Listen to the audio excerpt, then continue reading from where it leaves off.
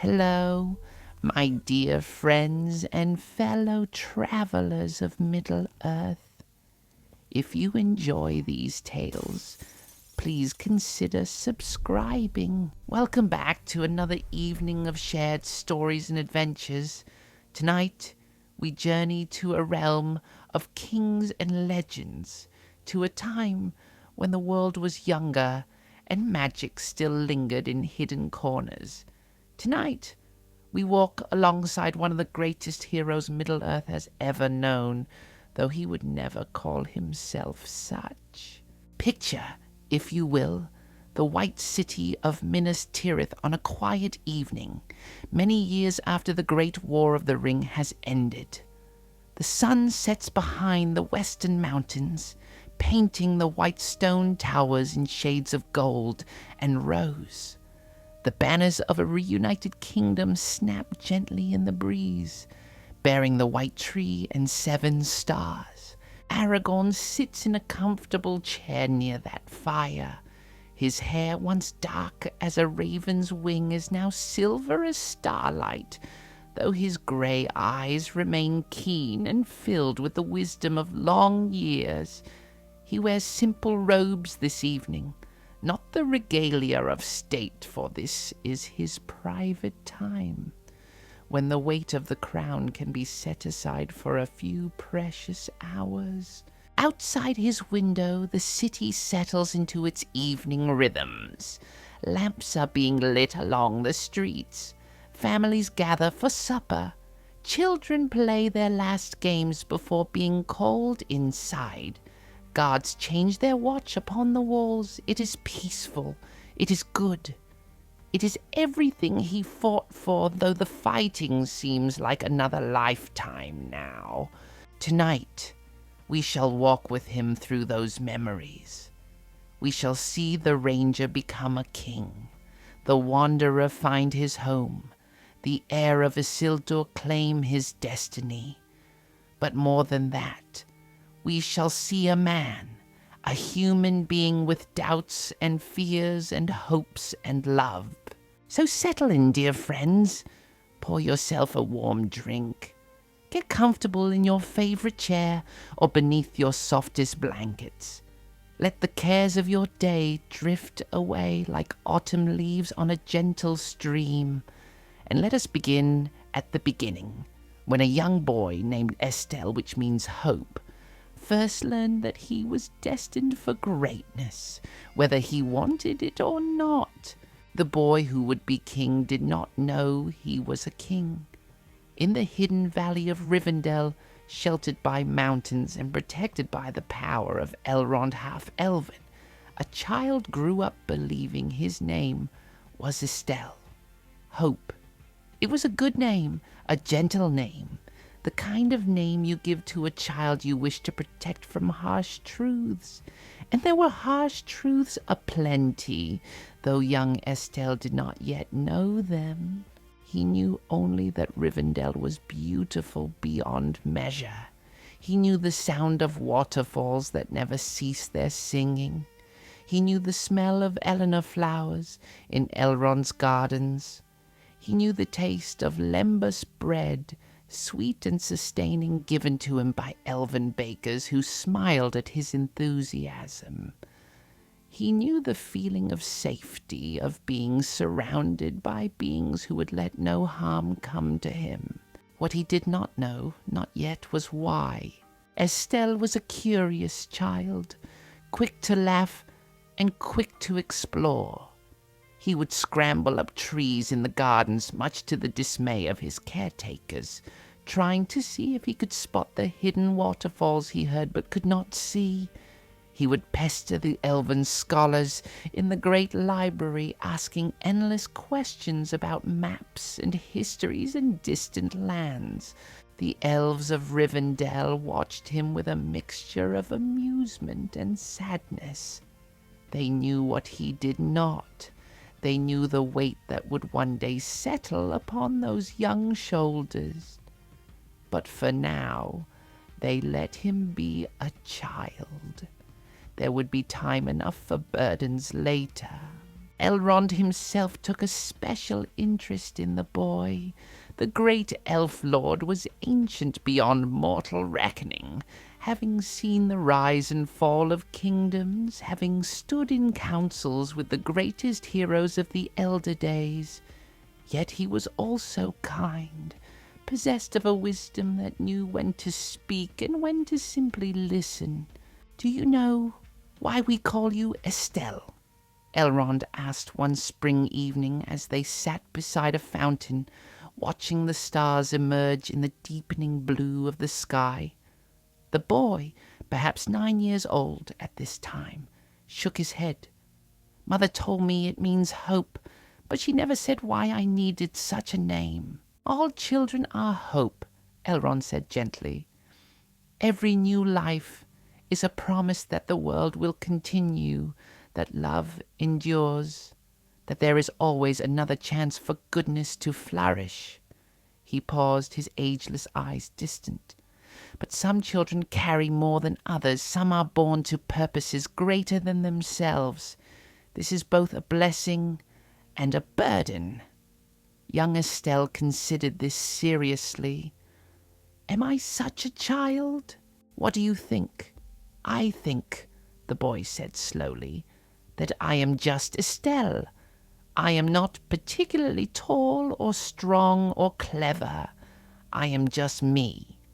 Elrond smiled, though there was sadness in it.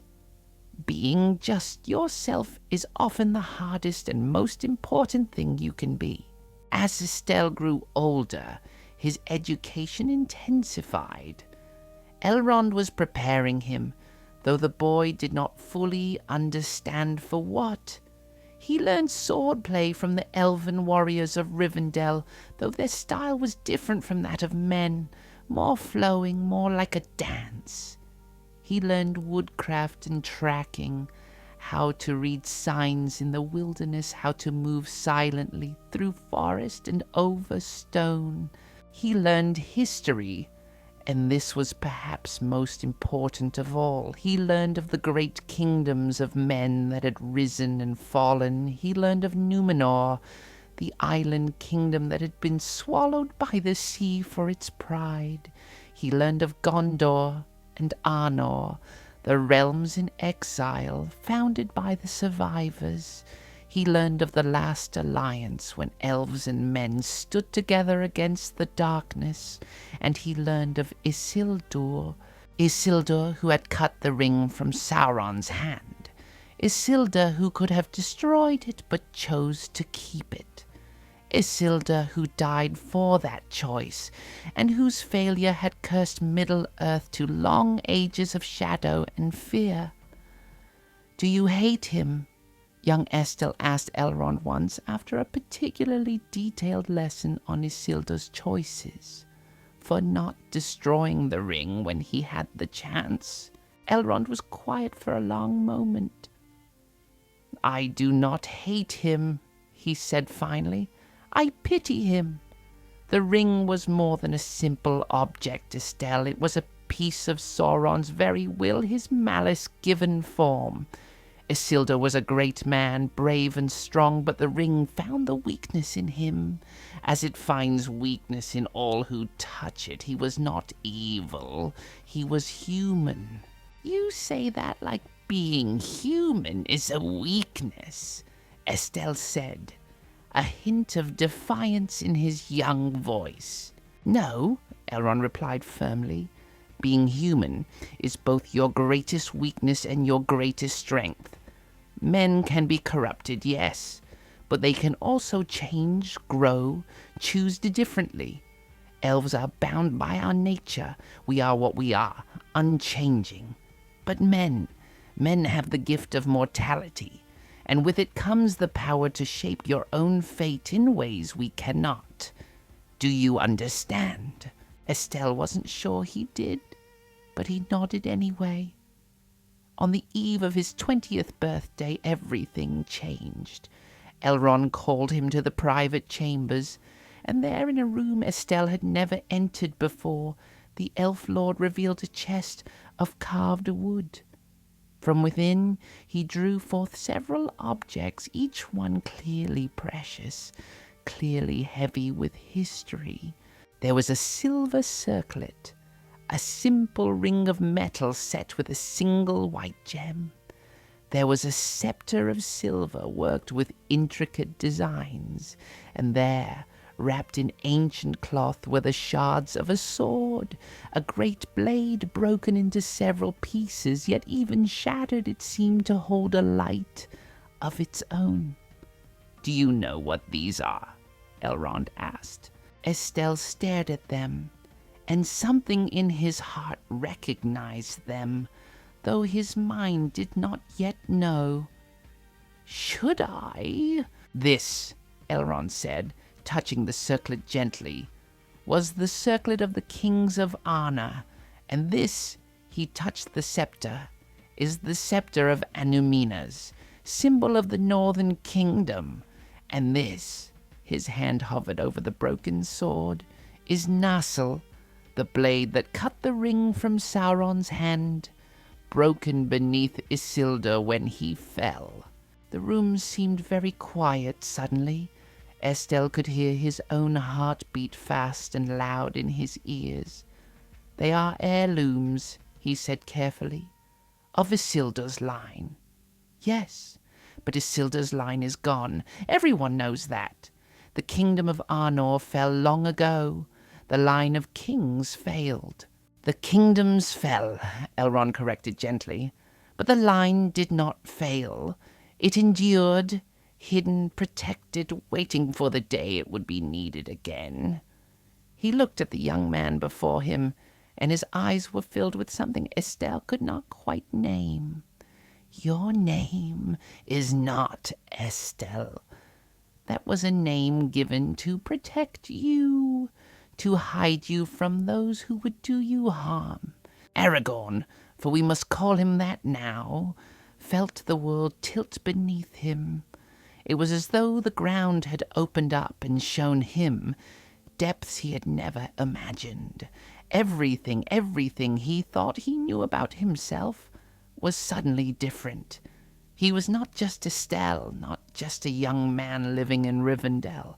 He was an heir to broken kingdoms, a descendant of failure and glory intertwined. He began, then stopped. "I don't understand. If I am this heir, why hide me? Why raise me here in secret?"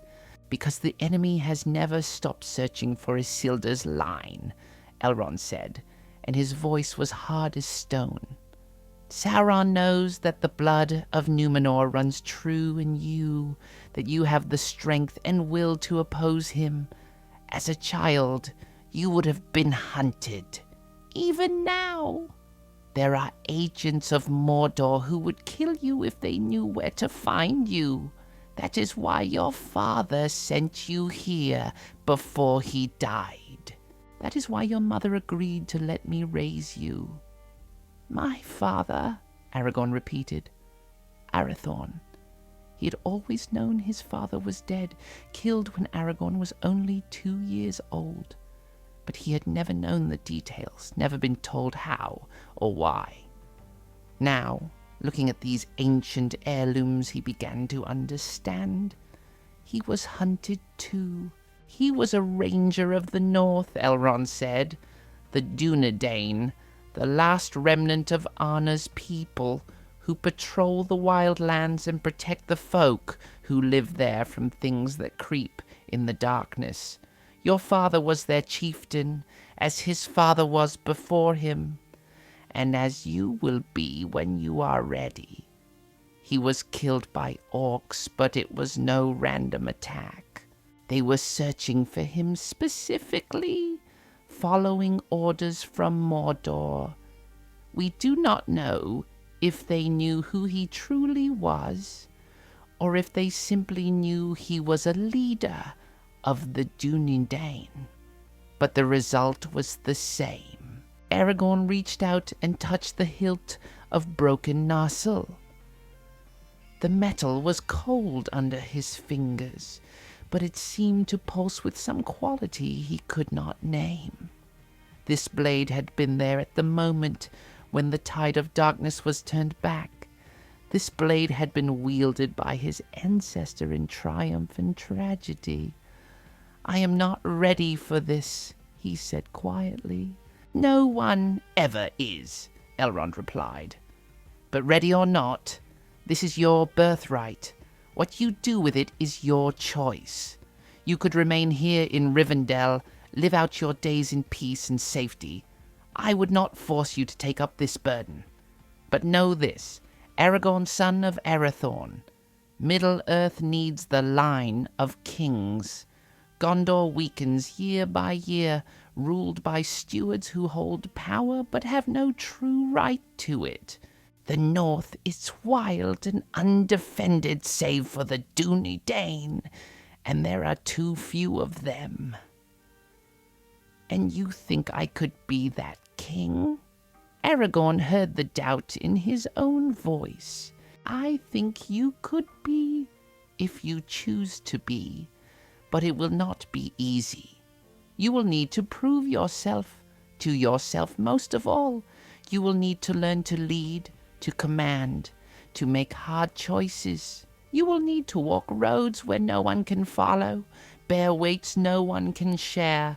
You will need to become worthy of these heirlooms, not simply inherit them." Aragorn looked at the relics before him, the circlet, the scepter, the shards of Narsil. They seemed to shimmer in the lamplight, beautiful and terrible at once. He thought of the maps he had studied showing the vast lands of Middle-earth. He thought of the stories he had loved as a child, of heroes and battles and great deeds. He had wanted to be like them once. "What would you have me do?" he asked finally. Elrond smiled, and it was a warmer smile now, encouraging. "I would have you meet your people. The Dunedain Rangers patrol from the ruins of Fornos to the borders of the Shire and beyond. They are hard men, tested by constant danger, but they are your people, Aragorn. Your kin, though distant. Go to them, learn from them, become one of them. And when you have proven yourself in the wild, when you have earned their respect not because of your blood but because of your deeds, then return here. There will be more to learn, more to do." "And what of these?" Aragorn gestured to the heirlooms.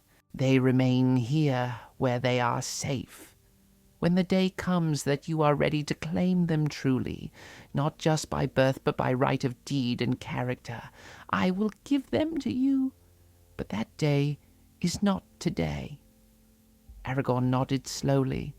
It was a relief, in a way, not to have to carry those heavy symbols just yet. "When do I leave?" "Whenever you are ready. But I would suggest soon. Spring is here. The passes are clear. It is a good time for new beginnings." That night, Aragorn, who was still getting used to his true name, lay awake in his chamber. He stared at the ceiling and tried to process everything that had happened. He was a king's heir. He was the last hope of 2 fallen kingdoms. He was destined, apparently, to stand against the growing darkness of Mordor. It was absurd. It was terrifying.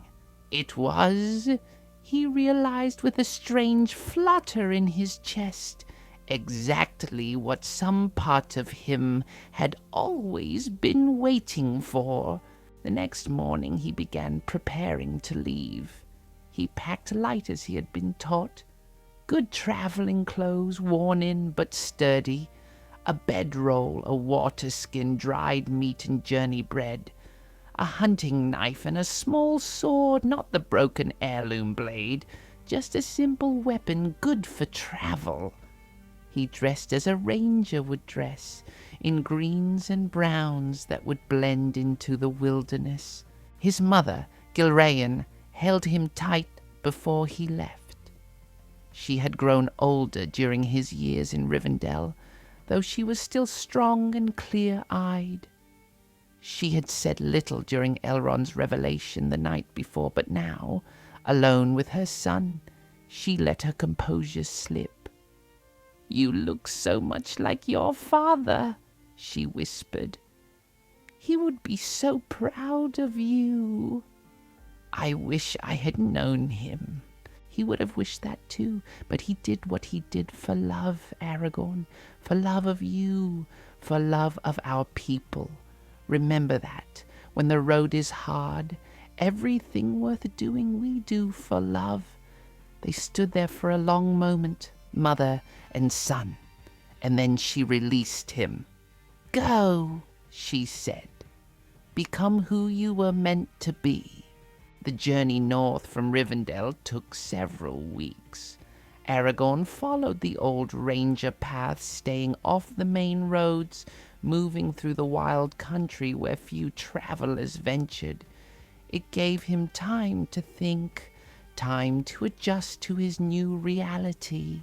He practiced the skills Elrond had taught him, tracking game, finding water, reading the weather in the sky and the shape of the clouds. And gradually, he began to encounter signs of his people. A campfire, recently abandoned but carefully covered. Boot prints in soft earth leading north.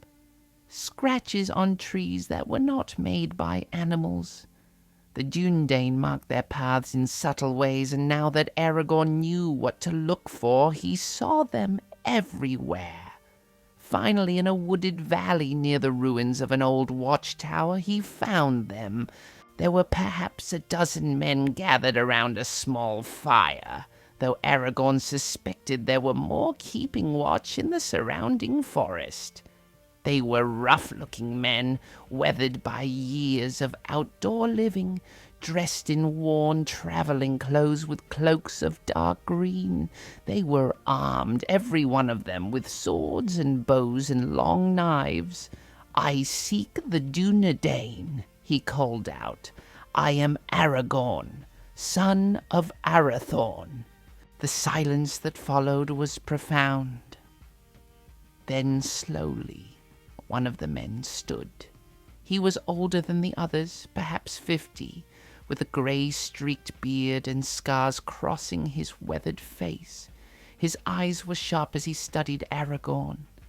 "Arathorn has been dead for 18 years, the man said, "and his son was taken to Rivendell as a babe. If you are truly he, you are much changed from the last time any of us saw you."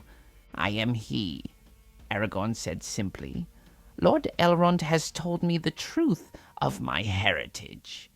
He sent me to find you, to learn from you, to join you if you will have me."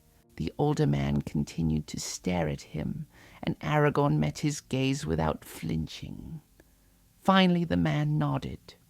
"You have your father's eyes," he said, "and your mother's chin.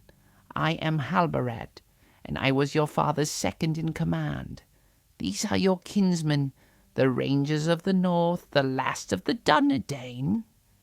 He gestured to the others. "We have protected these lands in your absence. If you wish to join us, you will need to prove yourself. Your blood may be noble, but out here, that counts for little. Can you track? Can you fight?" "I can learn," Aragorn said. "I have had good teachers, but I know I have much more to learn from you. I do not ask you to treat me as a lord or a leader. I ask only to be one of you, to earn my place among you."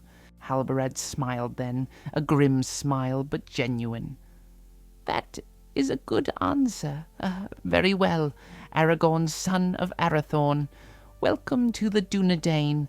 I hope you are ready for hard work, little sleep, and danger at every turn." "I am ready," Aragorn said, though in truth he had no idea what he was agreeing to. But he would learn.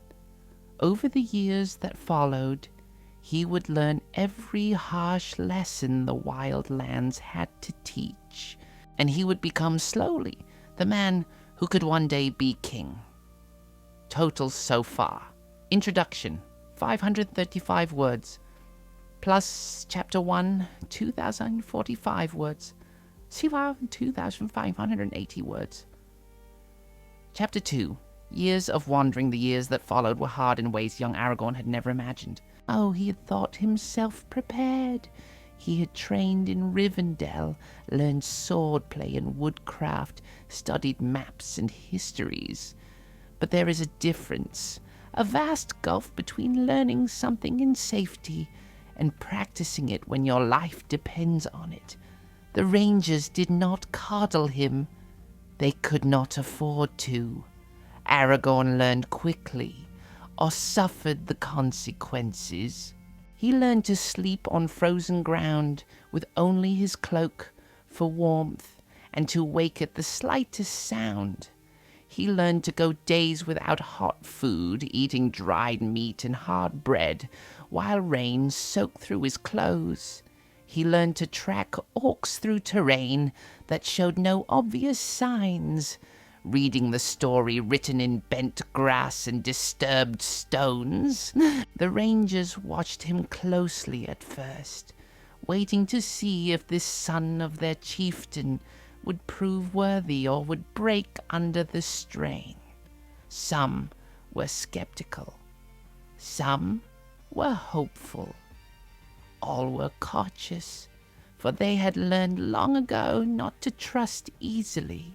Halbarad became something of a mentor to him, though the older man was not gentle in his teaching. "Your father," Halbarad told him one night as they sat watch together, "was the best of us, not because he was the strongest or the fastest, though he was both formidable, but because he never asked us to do anything he would not do himself. He took the hardest watches, the most dangerous scouts. He shared his food when supplies ran low. He remembered every man's name, every man's family." "I am not my father," Aragorn said quietly. "No," Halbarad agreed. "You are not. You are younger, less experienced. You make mistakes he would not have made. But I see something in you, something that reminds me of him. You do not complain. You do not shirk. When you fail, you learn that is enough. For now." The Rangers patrolled a vast territory, from the ruins of ancient Fornost in the north to the borders of the Shire in the west, from the foothills of the Misty Mountains in the east to the marshes near the sea in the south. It was too much ground for too few men, but they did what they could. They hunted orcs that crept down from the mountains. They watched for agents of the enemy probing westward. It was thankless work, largely invisible, but it was vital. The Shire, that peaceful land of hobbits, remained peaceful because the Rangers kept watch in the darkness beyond its borders. The small settlements of Menenbree and the surrounding lands remained safe because someone was always on guard. Aragorn threw himself into this work with a dedication that sometimes worried his companions. He volunteered for the hardest assignments, the longest patrols. He pushed himself to exhaustion and beyond, as though trying to prove something, perhaps to them, perhaps to himself. In his third year with the Rangers, they encountered a band of orcs that had descended from the mountains and were raiding farms near the Weather Hills. There were perhaps 20 of the foul creatures, more than the 8 rangers who tracked them. But there was no time to wait for reinforcements. People were dying. The battle was brief and brutal. Aragorn killed his first orc that day, and his second and third. He learned what it felt like to take a life, even a life as twisted and corrupt as an orc's. He learned the smell of black blood and the sound a creature makes when it dies. He learned to keep fighting even when fear screamed at him to run, to trust his training when his mind went blank with terror. They won, but at a cost. One of the rangers, a young man named Beren who had joked with Aragorn just that morning, took an arrow through the throat and died before they could help him. They buried him in the hills wrapped in his cloak, with his sword laid upon his chest. "This is the work," Halbrand said simply as they stood over the grave. "We do not do it for glory. We do it because it must be done." Beren knew that. He chose this life as we all have. Honor him by continuing the work. Aragorn did. But that night, alone in his bedroll, he wept for the friend he had lost, and wondered how many more losses he would endure before his road was done. As the years passed, Aragorn began to travel beyond the lands of the Dunedain. Elrond had told him he needed to prove himself to become worthy of his heritage, and he took that charge seriously. He wanted to understand the lands he might one day be called to rule, to know the people of Middle-earth in all their variety. He traveled south into Rohan, the land of the Horse Lords. There, calling himself Thorongil, the Eagle of the Star, he took service with King Thorongil, the father of Theoden. The Rohirrim were a proud people, fierce warriors who loved their horses almost as much as their families. Aragorn learned to ride as they did, to fight from horseback, to appreciate the wide grasslands and the freedom they represented. He served Rohan well, leading cavalry against orcs that raided from the mountains, and earning the respect of the Horse Lords. They did not know who he truly was. They thought him simply a northern wanderer with unusual skill, but they valued him nonetheless. King Thorongil offered him a place of honor in his household, but Aragorn declined. He could not settle, not yet. There was too much to see, too much to learn. From Rohan, he traveled further south into Gondor itself. This was a risk, for Gondor was the kingdom he had the strongest claim to, and there were those in Minas Tirith who might recognize his lineage if they looked closely. But he was careful. He kept his hair long and unkempt, his face often hidden behind a beard. He took service with the steward as a simple soldier, giving the name Thorongil once again. Gondor was magnificent and sad at the same time.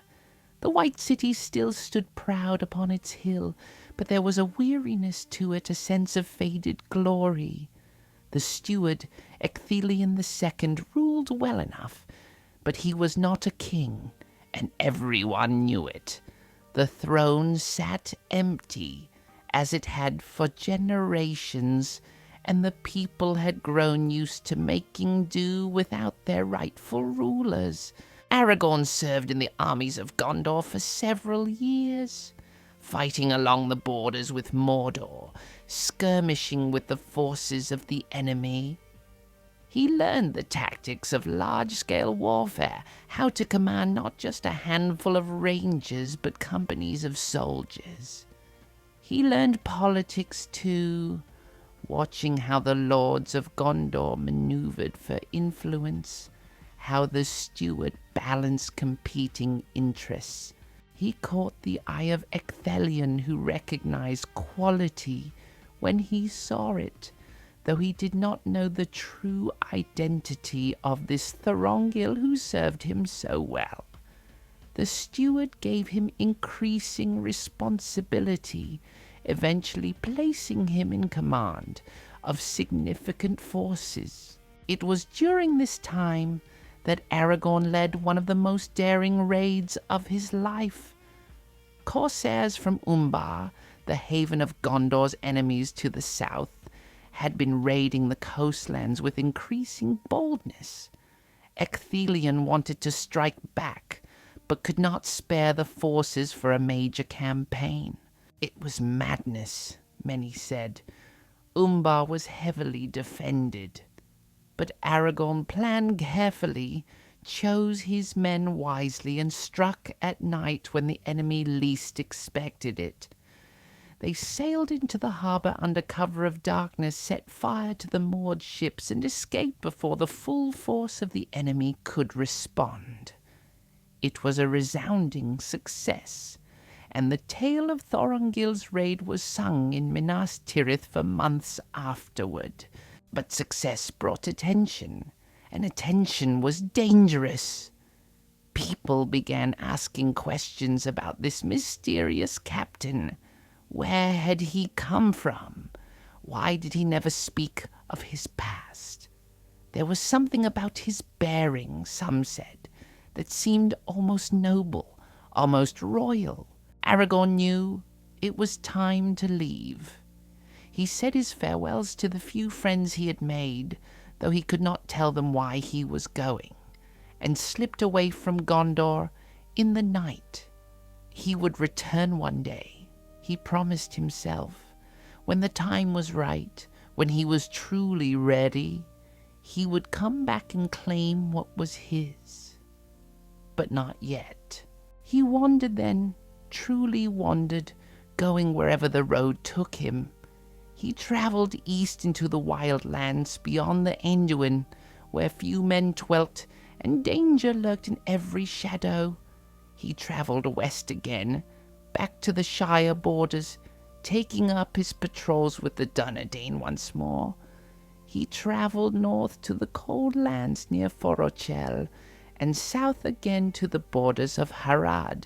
Everywhere he went, he fought against the enemy's forces, sometimes openly in pitched battle, sometimes in secret, tracking down agents of Mordor and ending their schemes before they could bear fruit.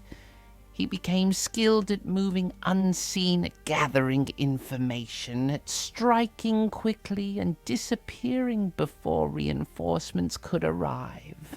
The rangers called him Strider now, for his long legs and his ability to cover vast distances quickly. It was a simple name, almost mocking in its plainness, but Aragorn wore it with pride. It was honest. It reflected who he actually was, not who his bloodline said he should be. During these years of wandering, Aragorn encountered many people and learned many things. He met dwarves travelling to and from their mountain homes, and learned something of their language and customs. He met wandering elves on rare occasions, and they would speak of Rivendell and ask after Elrond, though none seemed to know exactly who Aragorn was. And he met Gandalf. The wizard appeared one evening at a ranger camp near Bree. He simply walked out of the darkness and sat down at their fire as though he had been expected, which in a way he had. The rangers knew Gandalf, the grey pilgrim who wandered Middle-earth, and they trusted him as much as they trusted anyone outside their own company. So, Gandalf said, fixing Aragorn with a penetrating stare from beneath his bushy eyebrows, "You are Arathorn's son. I knew your father. He was a good man." "Thank you," Aragorn said, unsure what else to say.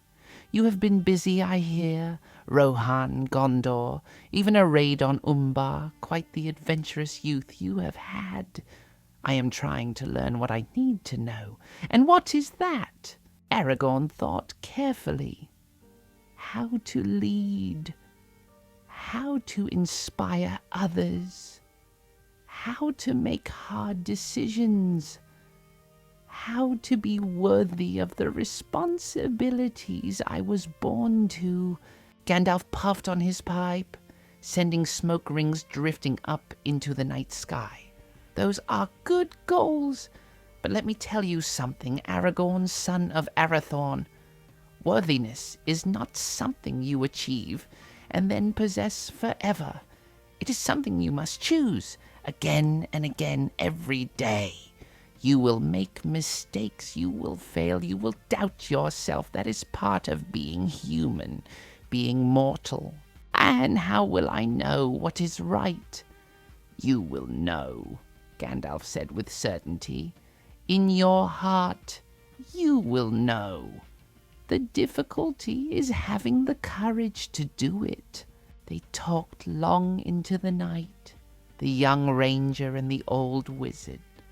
Gandalf told stories of the elder days, of heroes long dead and battles long forgotten.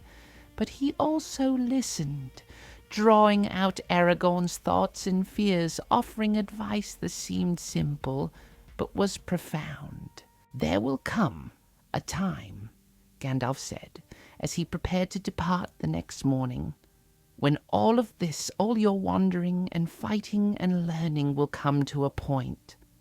A moment when everything depends on the choices you make.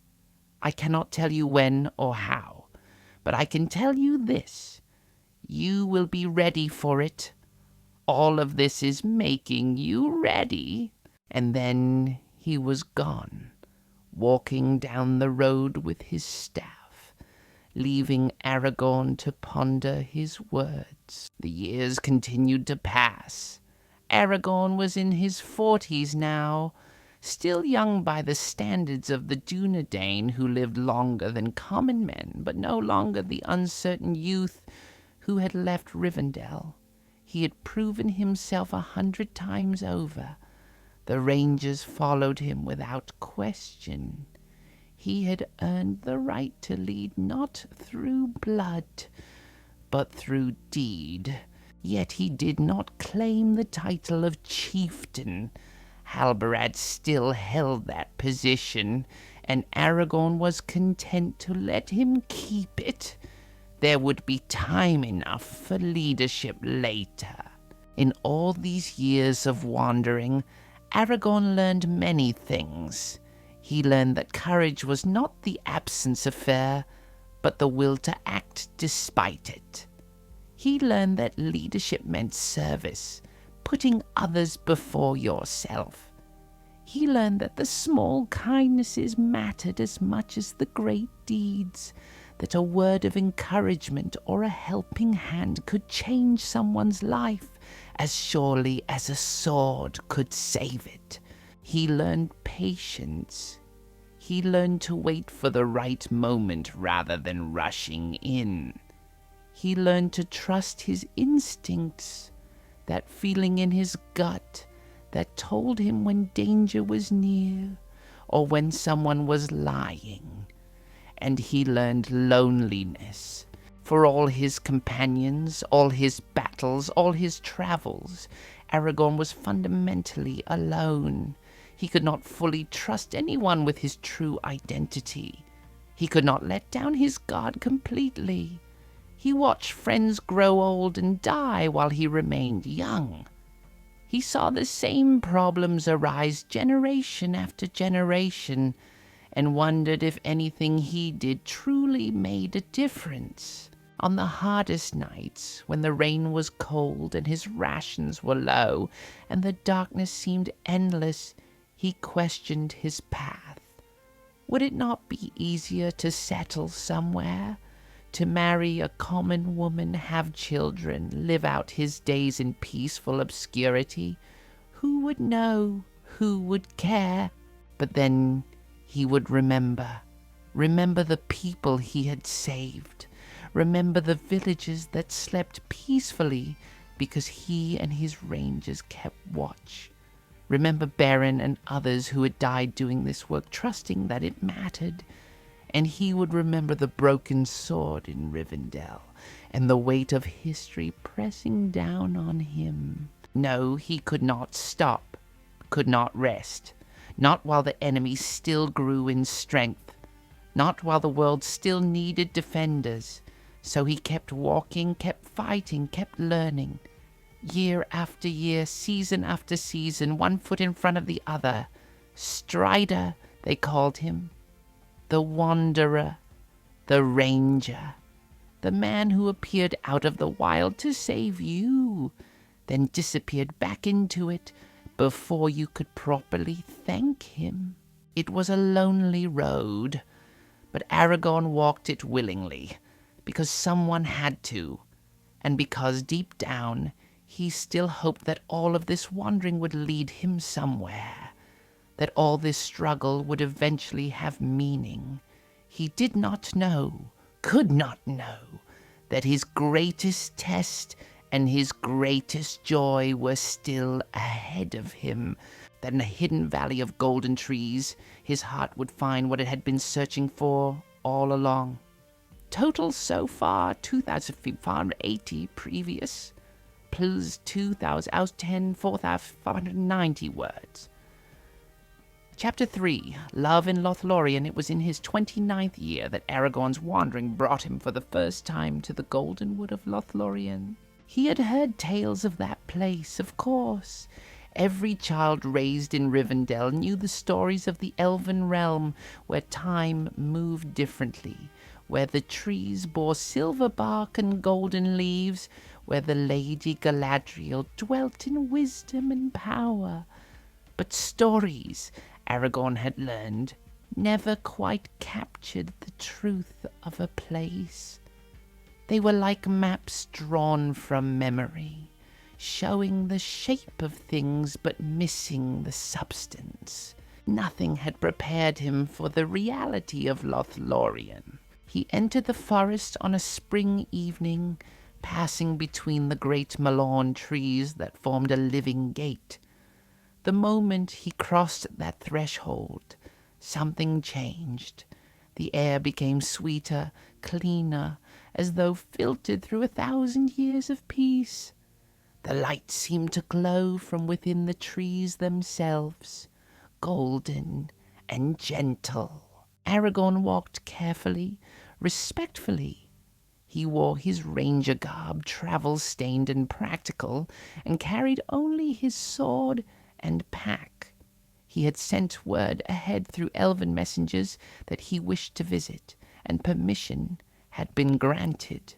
But even with permission, he felt like an intruder in this ancient place, a mortal man stepping into a realm that belonged to older, wiser beings. The elves of Lothlorien found him within the hour, appearing silently from among the trees.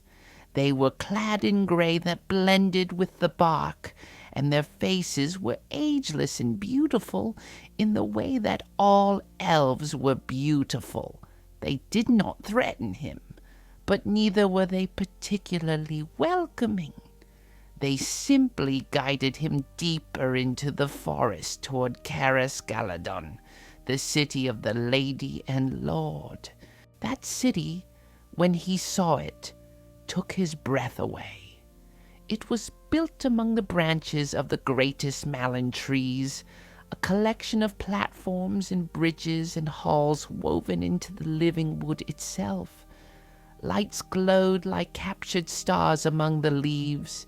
Elves moved along the paths with the grace of dancers, and everywhere there was music, soft singing that seemed to be the voice of the forest itself. Aragorn was brought before Lord Celeborn and Lady Galadriel in their hall. Celeborn was tall and grey-eyed, with the bearing of one who had seen countless ages pass. But it was Galadriel who commanded attention. She was beautiful, yes, but it was not a gentle beauty.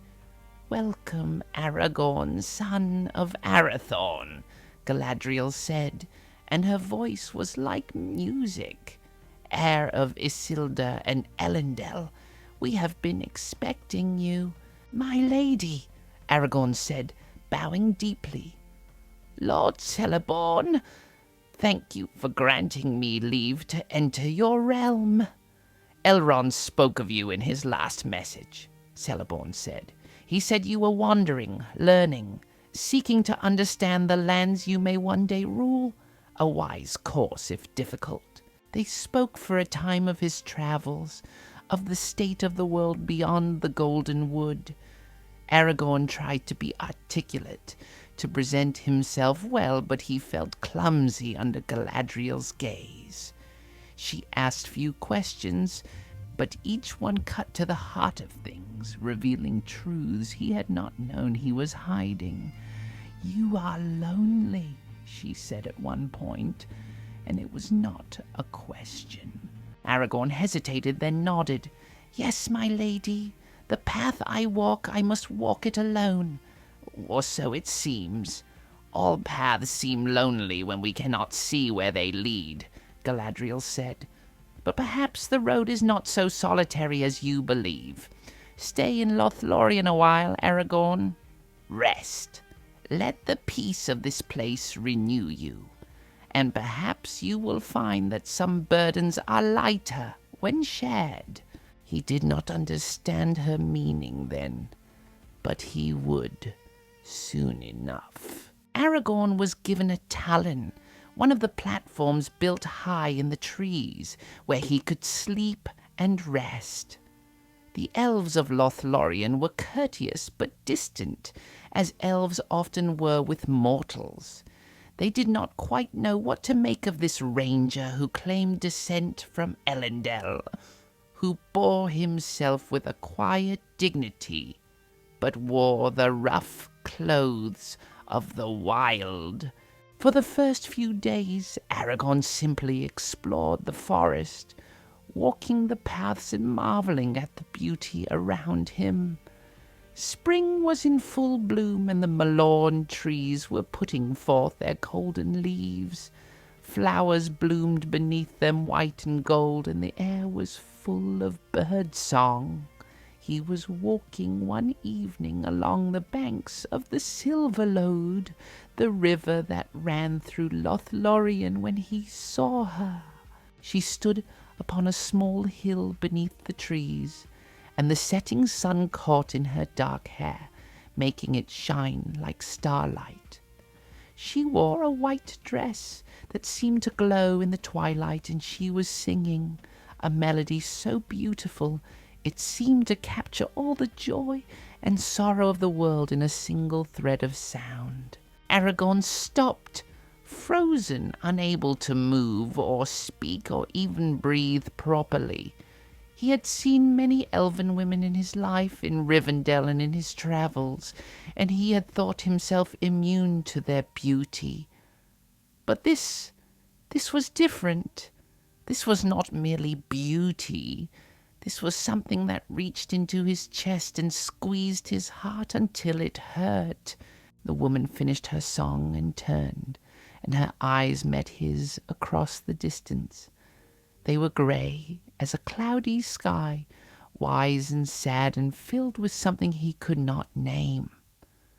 For a long moment they simply looked at each other, two people separated by the width of a stream and the gulf between mortality and immortality. Then she smiled, just slightly, and Aragorn's fate was sealed. He learned later that her name was Arwen, daughter of Elrond, and that she was considered the most beautiful of all the elves then living in Middle-earth. She spent much of her time in Lothlorien with her grandmother Galadriel, and it was by chance, or perhaps by fate, that Aragorn had arrived during one of her visits. They began to encounter each other often after that first meeting. In the gardens, along the forest paths, in the halls of Caras Galadon. At first they spoke only briefly, the polite exchanges of people who do not yet know each other. But gradually the conversations grew longer, deeper. Arwen was unlike anyone Aragorn had ever met. She had the wisdom of long ages, having lived for nearly 3,000 years, yet she did not seem weary or distant as some ancient elves did. There was a light in her, a vitality that made her seem somehow both timeless and utterly present. She laughed easily, and her laughter was like bells, and she understood him in a way that few others did. When he spoke of the loneliness of his path, she nodded as though she knew that feeling herself. When he expressed doubt about his worthiness to be king, she did not offer empty platitudes, but instead asked him what worthiness meant to him and why he thought he lacked it. "You are so young," she said one evening, as they walked together through the malin trees. The stars were coming out overhead, visible through the golden canopy. "And yet you carry such weight upon your shoulders. Do you never wish to simply lay down that burden and be free?" "Every day," Aragorn admitted. "But if I did, who would take it up? The line of kings cannot be restored without the heir. Gondor and Arnor cannot be reunited without someone to unite them. I did not choose this responsibility, but it is mine nonetheless. And if you fail, if you are not strong enough or wise enough or simply not there at the right moment, then I fail," Aragorn said simply. "But I would rather fail trying than never try at all." Arwen smiled at that. "My father chose well when he fostered you. You have his wisdom, if not yet his years." "Your father," Aragorn repeated, and suddenly understanding crashed over him like a wave. "You are Elrond's daughter! I should have realized, I should have known. I wondered when you would put it together," Arwen said, amusement in her voice. "You knew me when you were a child, Aragorn, though you were too young to remember. I visited Rivendell often in those days. I even held you once when you were but a babe. The thought was staggering. This woman, who had awakened such feelings in him, had known him his whole life while he had been unaware of her existence. Why did you not tell me? Would it have changed anything? You would still be who you are, and I," she paused, looking up at the stars through the leaves, "I am still who I am, an elf, Aragorn, immortal or near enough, while you are mortal, bound for a fate I cannot share." There it was, the gulf between them laid bare. Aragorn felt his heart sink. He had not dared to name what he was beginning to feel for Arwen, but hearing her speak so plainly of their differences forced him to confront it. He loved her. Impossibly, foolishly, he had fallen in love with an elven princess, daughter of Elrond, granddaughter of Galadriel herself. A woman so far above him, it was laughable. "I know," he said quietly. "I know what you are and what I am. I know it is impossible." "Is it?" Arwen turned to face him, and in the starlight she seemed to glow. "My father faced a similar choice long ago. He was given the option to be counted among the elves or among men. He chose the elves, chose immortality. But that choice exists for others of mixed blood as well. For me." Aragorn stared at her. "What are you saying?" "I am saying," Arwen said carefully, "that the path ahead is not set in stone. Choices can be made, sacrifices can be offered, but they must be made freely, with full understanding of the cost. And we are not there yet, you and I. We have only just begun to know each other." But they both knew it was already too late to turn back. The heart does not ask permission before it loves. The weeks that followed were among the happiest of Aragorn's life. He and Arwen spent every day together, walking through the forest, talking of everything and nothing. She told him stories of the elder days, of the great deeds and terrible wars she had witnessed. He told her of his travels, of the small heroisms he had seen in common folk. They spoke of philosophy and politics, of poetry and music. Arwen taught him elvish songs he had never learned in Rivendell. Aragorn showed her tracking tricks the rangers used, which delighted her in a way he found endearing.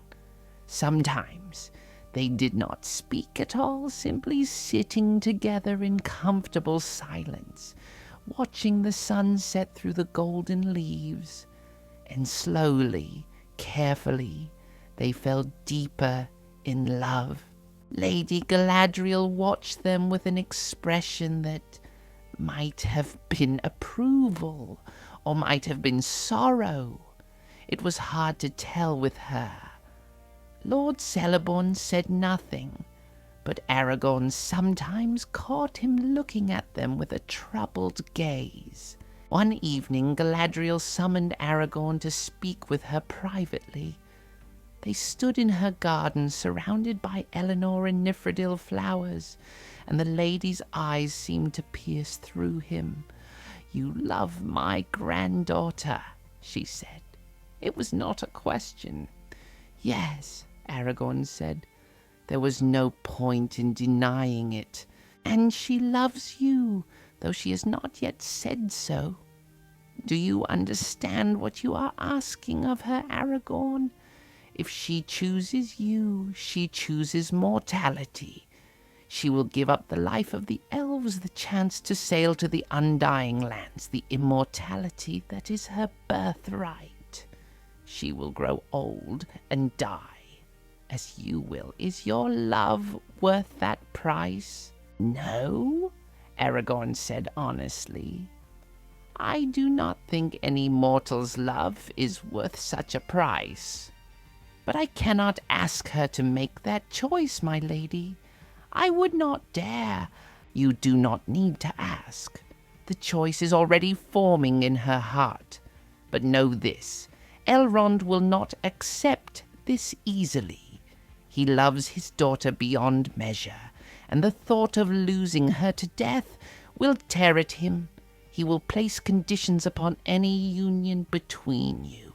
Difficult conditions, possibly impossible conditions, such as requiring you to claim your kingship before he will consent to the marriage. No ranger, however noble his blood, is worthy of Elrond's daughter, but a king who has united the realms of men and driven back the shadow. Such a man might be judged worthy. Aragorn felt the weight of that settling on his shoulders. To be king. It was what he had been preparing for, yes, but it was still a distant dream, a goal that might take decades to achieve, and even then success was not guaranteed. "I understand. Do you? Do you truly? You are asking to bind Arwen's fate to yours, to make her mortality your responsibility. If you fail, if you die before claiming your throne, she will have given up everything for nothing. Can you carry that burden, Aragorn?" "I do not know," he said honestly, "but I will try. For her, I will try with everything I have." Galadriel studied him for a long moment, then nodded. "That is all anyone can ask. Love her well, Aragorn, son of Arathorn. She is precious beyond measure." The time came when Aragorn had to leave Lothlorien. He could not stay forever, however much he might wish to. There was a work to be done. The rangers needed him, and he could not hide in this golden sanctuary while the world beyond struggled on. He and Arwen said their farewells beside the silver lode, in the place where he had first seen her. The sun was setting again, painting the sky in shades of rose and gold. "Will you come back?" Arwen asked, and her voice was steady, but her eyes betrayed her fear. "Yes," Aragorn promised, "as often as I can. And when I cannot come, I will write. I will tell you of everything I see and do, and I will wait," Arwen said, "however long it takes. Elves are patient, Aragorn. We measure time in centuries. I can wait for you. You should not have to wait at all. You should have someone who can be with you, who does not have to leave, who does not carry the shadow of death." "But I do not want someone else," Arwen said fiercely. "I want you, flawed mortal, impossible you, and I will wait." They kissed then, their first kiss, and Aragorn felt as though his heart might burst from his chest. Her lips were soft and cool, and she tasted of starlight and spring flowers. When they finally pulled apart, both were breathless. "I love you," Aragorn said. He had not meant to say it, not yet, but the words came anyway. "I love you, Arwen Undermael." "And I love you," she replied. "Aragorn Elessar, king that will be, come back to me." "I will," he promised. "I swear it." And so Aragorn left the Golden Wood, but he left his heart behind. In the years that followed, he returned to Lothlorien whenever he could, stealing days or weeks from his duties to spend time with Arwen. They wrote letters when they were apart, careful missives carried by trusted messengers, telling each other of their days and dreams. But mostly they were separated. Aragorn wandered and fought and learned, while Arwen waited in the timeless peace of Lothlorien or Rivendell. It was hard, harder than any physical trial Aragorn had faced. The longing to be with her was a constant ache in his chest, and the knowledge that she had given up her immortality for him, even though they could not yet be together, weighed on him like a stone. Yet it also gave him strength. When the road was hardest, when he was cold and tired and wounded, he would think of Arwen waiting for him. He would remember her smile, her laughter, the way her eyes lit up when she saw him, and he would keep going because he had promised her he would come back, and he had promised Galadriel he would try to be worthy. Elrond, when he learned of their love, reacted exactly as Galadriel had predicted.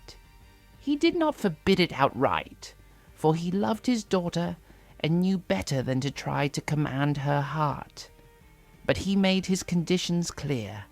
Aragorn must become king before any marriage could take place. He must reclaim the throne of Gondor, unite the realms of men, and prove himself worthy of the title he claimed. "These things may never come to pass," Elrond told Aragorn grimly.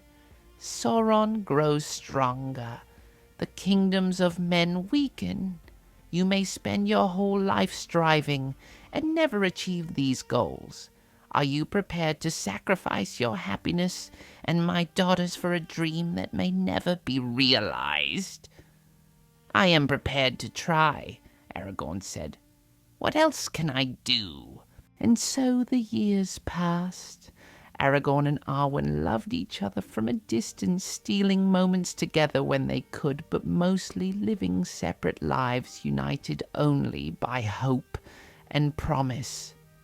It was a love story written in letters and long separations, in brief reunions and endless goodbyes. But it was real, and it was strong, and it sustained them both through the dark years that were to come. Years when the shadow would grow ever longer, and the test Gandalf had spoken of would finally arrive. Total so far, 4,590 previous, plus 1,985 or 62575 was Chapter 4 of the Fellowship Forms. The years continued their steady march, and Aragorn, now in his 87th year, found himself once more on the road to Rivendell. He travelled from Bree, where he had been keeping watch over the Shire borders, with several other rangers. Strange reports had been filtering in from the east, whispers of dark riders asking questions, searching for something or someone. The rangers had intercepted a few of these riders, black riders they called them, servants of Mordor wrapped in shadow and terror, but there were more coming, always more. And then word had reached him through Gandalf's network. Come to Rivendell. Bring the halfling if you find him. Everything depends upon it. Aragorn knew about the halfling, of course. Frodo Baggins of the Shire, nephew and heir to Bilbo Baggins, who had travelled with the dwarves so long ago, and returned with tales of dragons and magic rings. Gandalf had been investigating that ring, and what he had discovered had alarmed him greatly. Alarmed him enough to call for a council in Rivendell. Aragorn had found Frodo and his companions at the Prancing Pony in Bree, 4 hobbits out of their depth and terribly vulnerable. He had protected them through the wilderness, fighting off the Black Riders at Weathertop, though not without cost. Frodo had been stabbed by a Morgul blade, and the wound was beyond Aragorn's skill to fully heal. They had raced to Rivendell, and the young hobbit had barely survived. Now, weeks later, Frodo had recovered enough to attend the council Elrond had called. Representatives from across Middle-earth had gathered, elves from Mirkwood and Lothlorien, dwarves from the Lonely Mountain, men from Gondor, and of course Gandalf, who had escaped from Saruman's betrayal with news that made Aragorn's blood run cold. The ring Frodo carried was the One Ring, the Master Ring forged by Sauron in the fires of Mount Doom. The very ring Isildur had cut from the enemy's hand and failed to destroy. The ring that had been lost for thousands of years, and now it had been found. Aragorn sat in the circle as the council convened, listening as Gandalf explained the situation. The ring could not be kept safe, could not be hidden. Sauron was searching for it, and eventually he would find it. Their only hope was to destroy it, which meant taking it back to the place of its making, back to Mount Doom in the heart of Mordor itself. It was madness. It was suicide. It was the only possible path forward. Then we must send the ring to the fire, said Elrond, his face grave. The morning sun slanted through the windows of his hall, but there was no warmth in it. Boromir, the man from Gondor, shifted in his seat. Aragorn had been watching him throughout the council. He was a proud man, strong and capable, a warrior of renown. But there was something in his eyes when he looked at the ring, a hunger that troubled Aragorn deeply. Why not use it? Boromir said, not for the first time. If this ring has such power, why not wield it against the enemy? My city, Minas Tirith, stands alone against Mordor. We have held the line for generations while the rest of Middle-earth slept peacefully. Give us this weapon, and we could finally strike back." "You cannot wield it," Gandalf said, and his voice was hard. "None of us can. The ring corrupts all who try to use it. The stronger you are, the more dangerous you become under its influence. It promises power, but delivers only slavery to Sauron's will." "Ah, you ask us to trust the word of wizards and elves," Boromir said, his frustration clear. "But you have not stood on the walls of Minas Tirith. You have not seen the armies gathering in Mordor. We need every advantage we can get." Aragorn spoke then, though he had been content to listen until now. "I have stood on those walls, Boromir, son of Denethor. Years ago, under another name, I fought beside your people. I know what you face, but Gandalf speaks truth.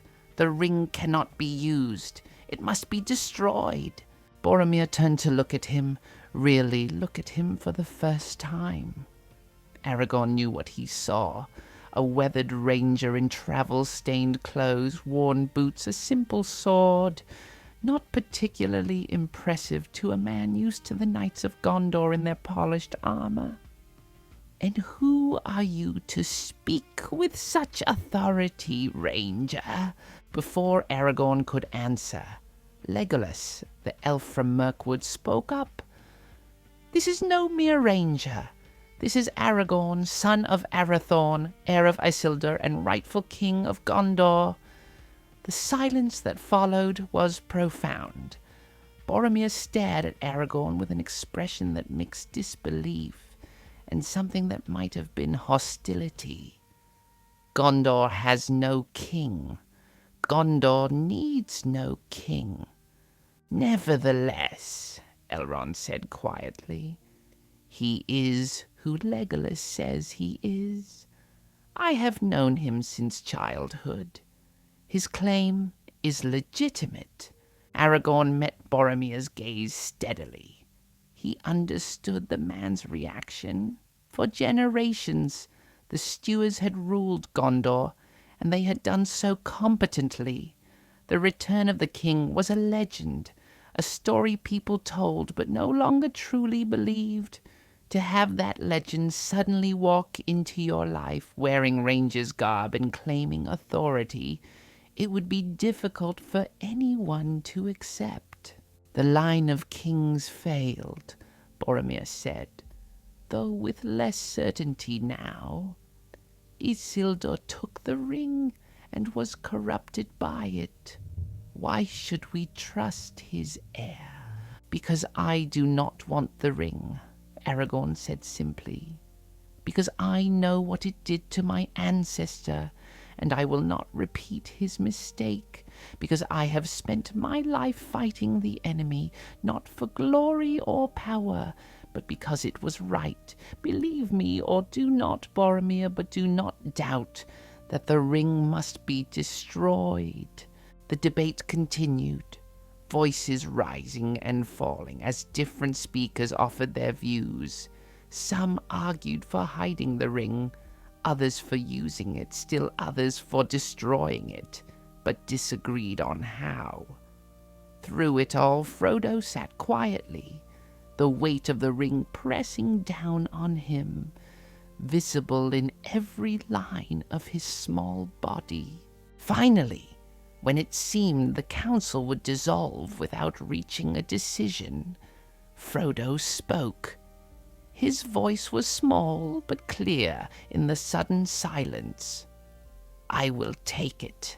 I will take the ring to Mordor, though I do not know the way." Gandalf closed his eyes, his face full of sorrow.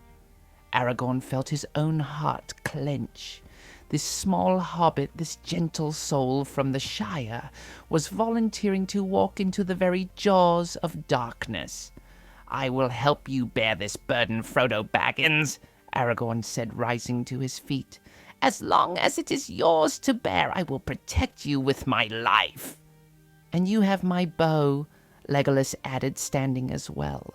"And my axe," growled Gimli, the dwarf, who had been silent until now. Boromir hesitated, then stood. "If this is indeed the will of the council, then Gondor will honor it. You have my sword." Gandalf looked at them all, and despite his sorrow there was something like pride in his eyes. "This then is the Fellowship of the Ring, 9 companions to match the 9 ring wraiths. You will be the Fellowship, and you will see this task through to its end, whatever that end may be." Sam, Frodo's loyal gardener, pushed his way into the circle. "Begging your pardon, but you're not sending Mr. Frodo off with just big folk. If he's going, I'm going, and that's final." "Indeed," said Elrond, and Aragorn could have sworn he saw the hint of a smile. "It is hardly possible to separate you, even when he is summoned to a secret council, and you are not." Merry and Pippin, the other 2 hobbits who had traveled with Frodo, likewise insisted on joining. And so the Fellowship grew to 9. 4 hobbits, a wizard, an elf, a dwarf, and 2 men. They spent the next weeks preparing for the journey. Aragorn worked with the others, planning routes, gathering supplies, training where training was needed. The hobbits, despite their courage, knew little of fighting or wilderness survival. Aragorn taught them what he could in the time they had, showing them how to move quietly, how to use their small size as an advantage, how to stay alert. He spent time with Boromir as well, trying to bridge the distance between them. The man from Gondor was struggling. Aragorn could see it. Struggling with the revelation that the king had returned. Struggling with his own desire to use the ring to save his city. Struggling with the burden his father had placed on him. "My father sent me here to seek answers," Boromir told him one evening as they walked the grounds of Rivendell. "He is troubled by dreams, visions of the enemy's return. He hoped to find some weapon, some hope.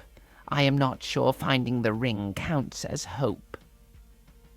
"Your father is wise to be concerned," Aragorn said, "but the ring is not hope. It is the opposite. It is a weapon we cannot use without destroying ourselves. You speak with certainty, but you have not held it. How can you know?" "Because I have seen what desire for power does to people. I have seen good men corrupted, strong men broken. The ring is that desire made physical, concentrated, irresistible. Even now, you want to take it back to Minas Tirith, do you not? To give it to your father, to use it to save your people?" Boromir's jaw tightened. "Is that so wrong? To want to save those you love? No, but the ring will not save them. It will doom them. Trust me, Boromir. I know this is hard to accept, but you must try." They did not become friends exactly, but they reached an understanding. Boromir might doubt Aragorn's right to rule, but he could not doubt his dedication to the quest. The relationships within the Fellowship were complex, but that was perhaps natural. They came from such different backgrounds, different cultures, different worlds in some ways. Legolas and Gimli started off with open hostility, the ancient grudge between elves and dwarves making itself known. Aragorn spent hours mediating between them, pointing out that they would need to trust each other in the darkness ahead. The hobbits were easier in many ways. They had no ancient grudges, no political complications. They simply wanted to do what was right and protect their friend Frodo. Aragorn found himself growing fond of them, particularly Sam, whose loyalty was absolute and uncomplicated. "I don't understand all this business about rings and dark lords," Sam told him one afternoon. "But I know Mr. Frodo needs help, and I mean to give it, even if it means walking into this Mordor place, which sounds perfectly dreadful." "It is dreadful," Aragorn agreed, "but your loyalty is admirable, Sam. Frodo is lucky to have you." Before they departed, Aragorn sought out Arwen. She had remained in Rivendell after hearing of the council, and they had stolen what time they could together. But the moments were brief and bittersweet, for both knew what lay ahead.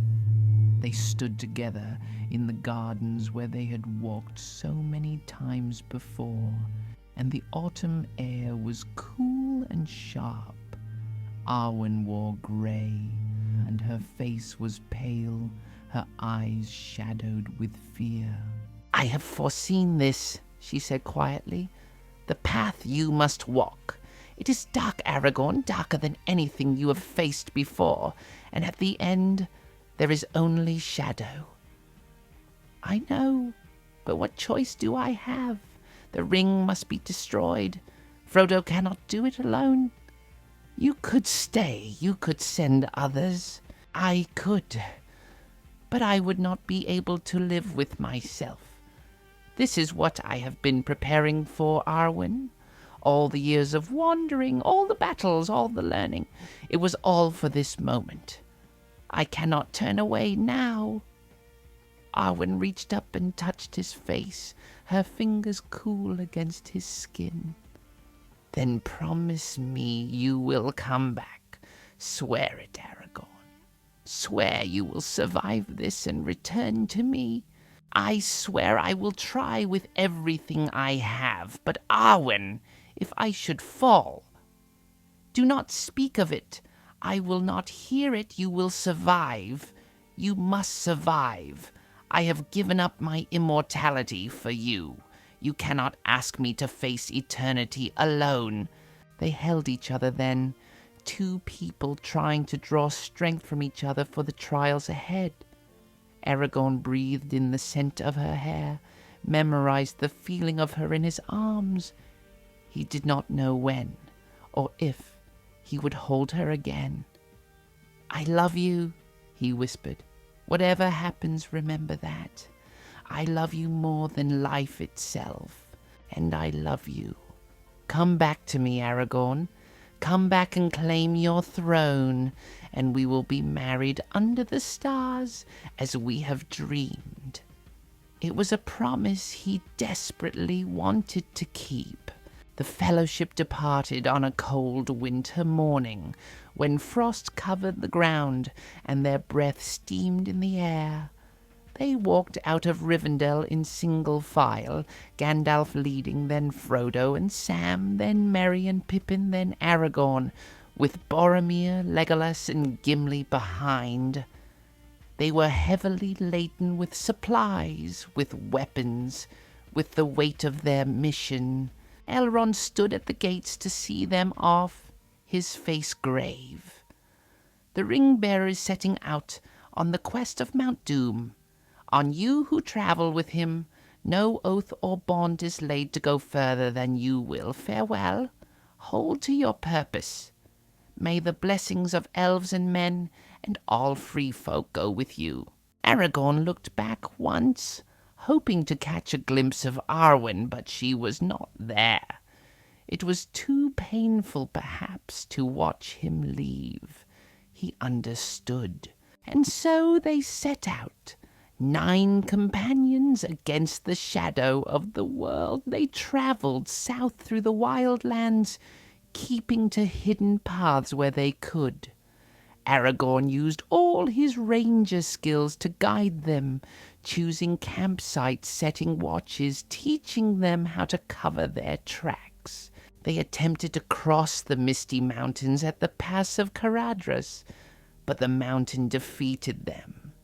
Whether it was simply winter storms or something more deliberate, they could not say, but the snow and wind drove them back. They were forced to choose a different path, the path through Moria, the ancient dwarf kingdom beneath the mountains, empty now and dark. Gandalf did not want to go that way, and Aragorn understood why. Moria had fallen to darkness long ago, and what dwelt there now was not friendly. But they had no choice. The mountain pass was closed, and they could not go around, not with the ring calling to the enemy with every passing day. So into Moria they went, into the darkness beneath the earth. Gandalf led them through the labyrinth of halls and stairs, reading the ancient signs, choosing their path with care. For a time, it seemed they might pass through safely, but then they heard it, the sound of drums in the deep. Doom, doom, doom, they were being hunted. The goblins came first, pouring out of the darkness in a chittering horde. The Fellowship fought desperately, backs against each other, weapons flashing in the dim light. Aragorn's sword sang as it cut through goblin flesh, and he shouted encouragement to the others, keeping them together, keeping them fighting. They fought their way across the vast hall, across the narrow bridge that spanned a chasm so deep its bottom could not be seen. And there, rising from that chasm, came something far worse than goblins. A Balrog, a creature of flame and shadow, ancient and terrible, a demon from the elder days. It stood taller than any building, wreathed in fire, carrying a whip of flame and a sword of darkness. Its roar shook the very stone of the mountain. "Run!" Gandalf shouted. "Run, you fools!" They ran through halls and downstairs, with the Balrog in pursuit, the very air burning around them. They reached the bridge of Khazad-dûm, a narrow span of stone across another vast chasm. One by one they crossed, and then Gandalf turned. "You cannot pass," the wizard declared, standing alone on the bridge, his staff raised. "I am a servant of the secret fire, wielder of the flame of Anor. The dark fire will not avail you, flame of Udun. Go back to the shadow." The Balrog brought down its sword, and Gandalf parried with his staff. The blade shattered, and the Balrog roared in rage and pain. It raised its whip, and the lash curled around Gandalf's legs and pulled. Gandalf fell, his fingers catching the edge of the bridge for a heartbeat. He looked at them, at the Fellowship standing frozen in horror. "Fly, you fools!" he gasped, and then he was gone, falling into the darkness, and the Balrog fell with him. The Fellowship stared in shock. Then Boromir grabbed Frodo, and Aragorn grabbed Merry and Pippin, and they were running again, running toward the light, toward the exit from Moria. Behind them the drums fell silent.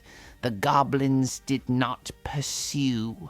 They emerged into the light of day, into fresh air and sunshine, and collapsed on the mountainside.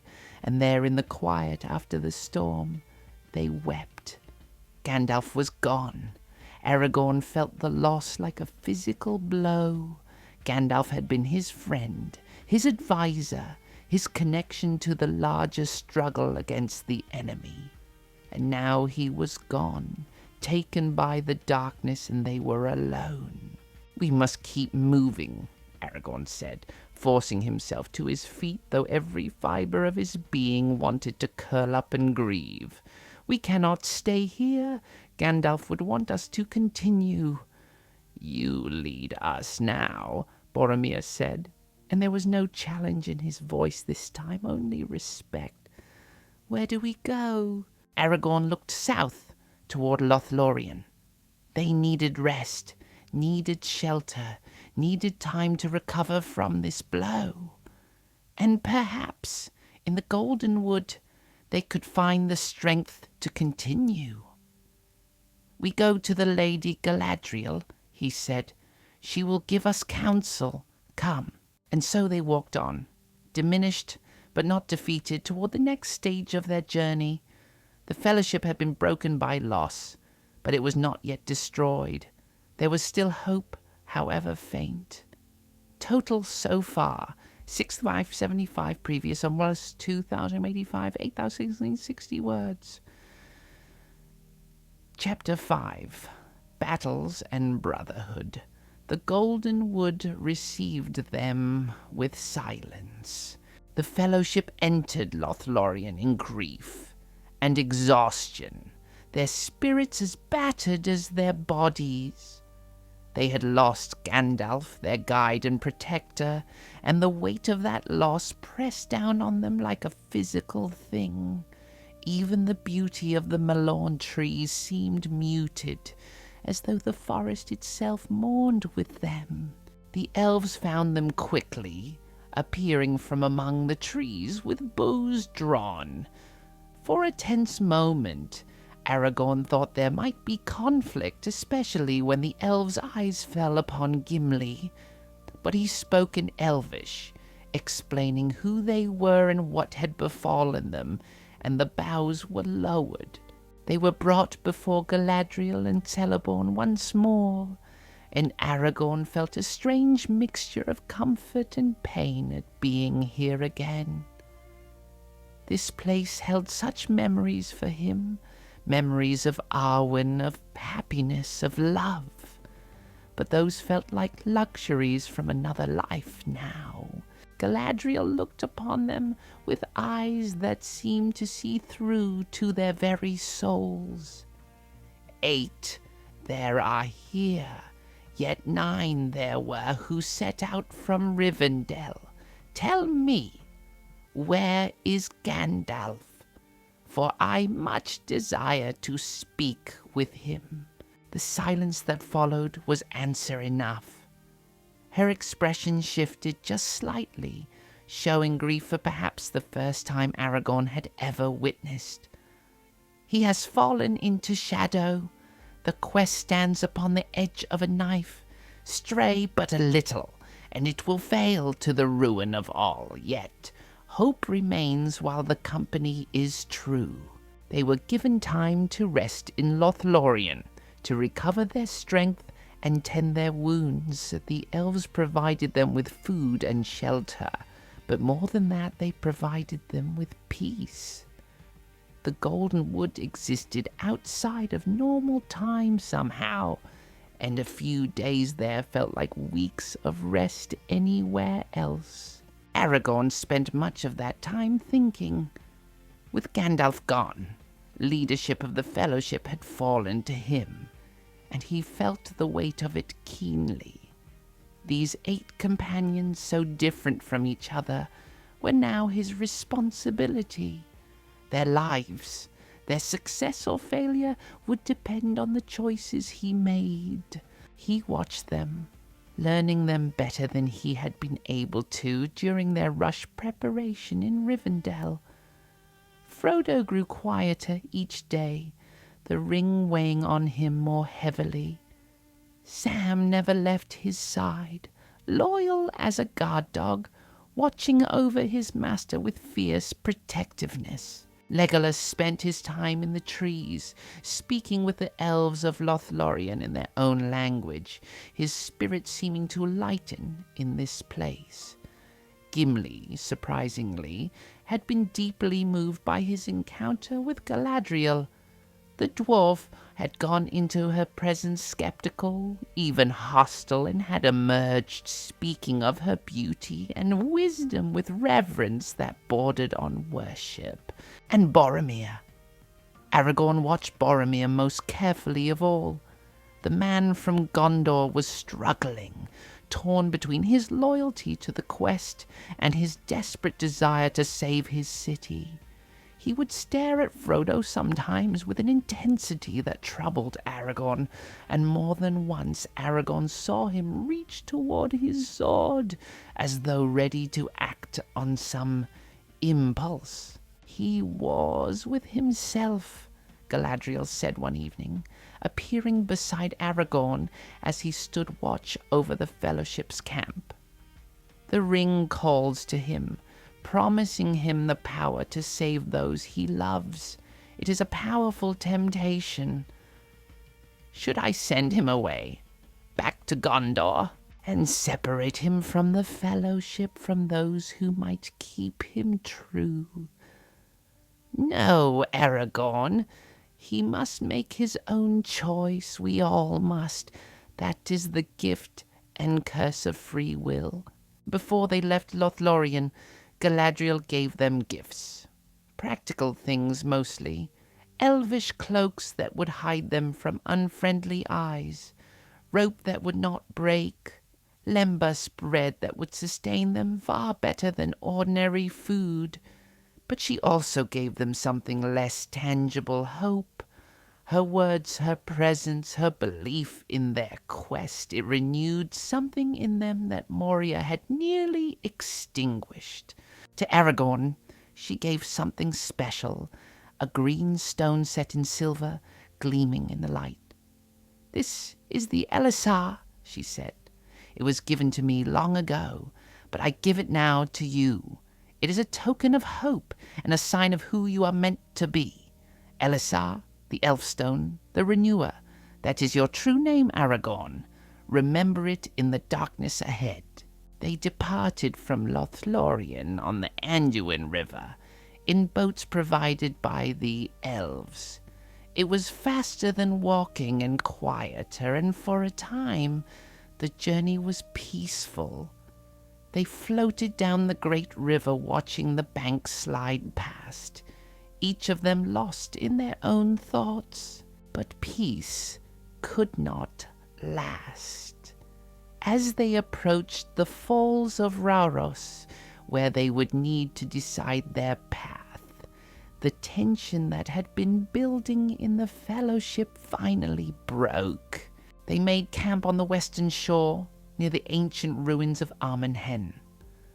Frodo went off alone, seeking time to think, to decide whether to continue toward Mordor, or to go first to Minas Tirith as Boromir urged. Aragorn let him go, thinking the hobbit needed space. It was a mistake. Boromir followed Frodo. Aragorn realized it too late. He saw Boromir's pack still at the camp, saw his sword belt lying beside it, and knew with sudden certainty what was happening. He ran, crashing through the forest toward Armen Hen, toward where he could hear raised voices. He arrived to find Frodo backing away from Boromir, the man from Gondor advancing with hands outstretched, pleading, "Give me the ring, Frodo. Just for a moment, let me see it. We could use it. We could save my people." "Boromir, stop." Aragorn's voice cut through like a whip. Boromir spun, his face twisted with desperation and shame. For a moment, Aragorn thought he would have to fight him. Then Frodo slipped the ring on his finger and vanished, and the moment broke. Boromir collapsed to his knees, his face in his hands. "What have I done?" he gasped. "Oh, what have I done?" But there was no time to comfort him. The sound of horns echoed through the forest, and not their horns. These were the horns of enemies, of Uruk-hai, the great orcs bred by Saruman for war. They had found the Fellowship. "To arms!" Aragorn shouted, drawing his sword. Protect the hobbits! The battle came fast and brutal. Uruks poured from the forest, massive creatures that stood as tall as men, with armor of iron and weapons designed for killing. They were not the cowering goblins of Moria. These were soldiers, disciplined and deadly. Aragorn fought in the forefront, his sword rising and falling, each stroke taking down an enemy. Beside him, Legolas's arrows flew like deadly rain, each one finding its mark. Gimli's axe sang as it bit into Uruk flesh. But there were so many, too many, and they kept coming. The hobbits! Boromir's shout cut through the chaos. Aragorn turned to see the man racing toward the sound of horn blasts from deeper in the forest, where Merry and Pippin had fled. At least 20 Uruks pursued them, and Boromir ran to their defense alone, trying to atone for his moment of weakness. "Legolas, Gimli, with me!" Aragorn called, and they fought their way through the Uruks, trying to reach Boromir and the hobbits. But the enemy was everywhere, and by the time they broke through, it was too late. Boromir lay against a tree, 3 black arrows in his chest, and the hobbits were gone, captured by the Uruks, who even now were fleeing north. The man from Gondor breathed in ragged gasps, his hand clutching at his wounds, and Aragorn dropped to his knees beside him. "Aragorn," Boromir whispered, blood flecking his lips. "Forgive me. I tried to take the ring from Frodo. I have failed you all." "No," Aragorn said fiercely, taking Boromir's hand. "You fought for the hobbits. You gave your life for them. There is no greater honor. They took the little ones, the halflings. You must save them. We will, I swear it. I would have followed you, my brother, my captain, my king." Boromir's eyes were growing distant, his breathing shallow. "I am sorry I doubted you. Gondor will need you. Be the king they deserve." "Rest now," Aragorn said, his throat tight. "Your deeds will be remembered. You died a hero, Boromir, son of Denethor." Boromir smiled just slightly, and then his breath ceased, and he was gone. They held a brief ceremony there on the banks of the Anduin. They placed Boromir in one of the elven boats with his sword, his shield, and his horn cloven in 2. They let the boat drift over the falls of Rhoros, sending the warrior home to Gondor in the manner of the great heroes of old. And then they had to make a choice. Frodo and Sam were gone, having taken one of the boats and fled east toward Mordor alone. Merry and Pippin had been captured by Uruks heading north. The fellowship was broken. "We must follow Frodo," Legolas said. "He carries the ring. That is our quest." "But the hobbit," Gimli began. "Frodo made his choice," Aragorn said, his voice heavy. "He decided to continue to Mordor, and Sam went with him. We cannot follow them. They took the eastern shore, and even if we could catch them, Frodo would only flee again. He does not want us there, burdening him. But Merry and Pippin, they did not choose to be captured. They need us." "You wish to chase after the Uruks?" Legolas asked. "There must be 100 of them." "Then we will track them. We will hunt them. And we will save our friends or die trying. Let us be swift. The hobbits do not have much time." And so began one of the most desperate chases of Aragorn's life. For days they ran across the plains of Rohan, following the trail of the Uruk war party. They slept little, ate less, pushing their bodies to the limit of endurance. Legolas, with his elven stamina, never seemed to tire. Gimli, despite his short legs, kept pace with grim determination, too proud to admit weakness. 3 days and nights we have pursued them, Gimli gasped on the evening of the 3rd day. They have been running all that time, and we cannot gain on them. Their legs are longer than ours, Legolas said, scanning the horizon. But they will tire eventually. Uruk-hai are strong, but even they have limits. I pray you are right, Aragorn said.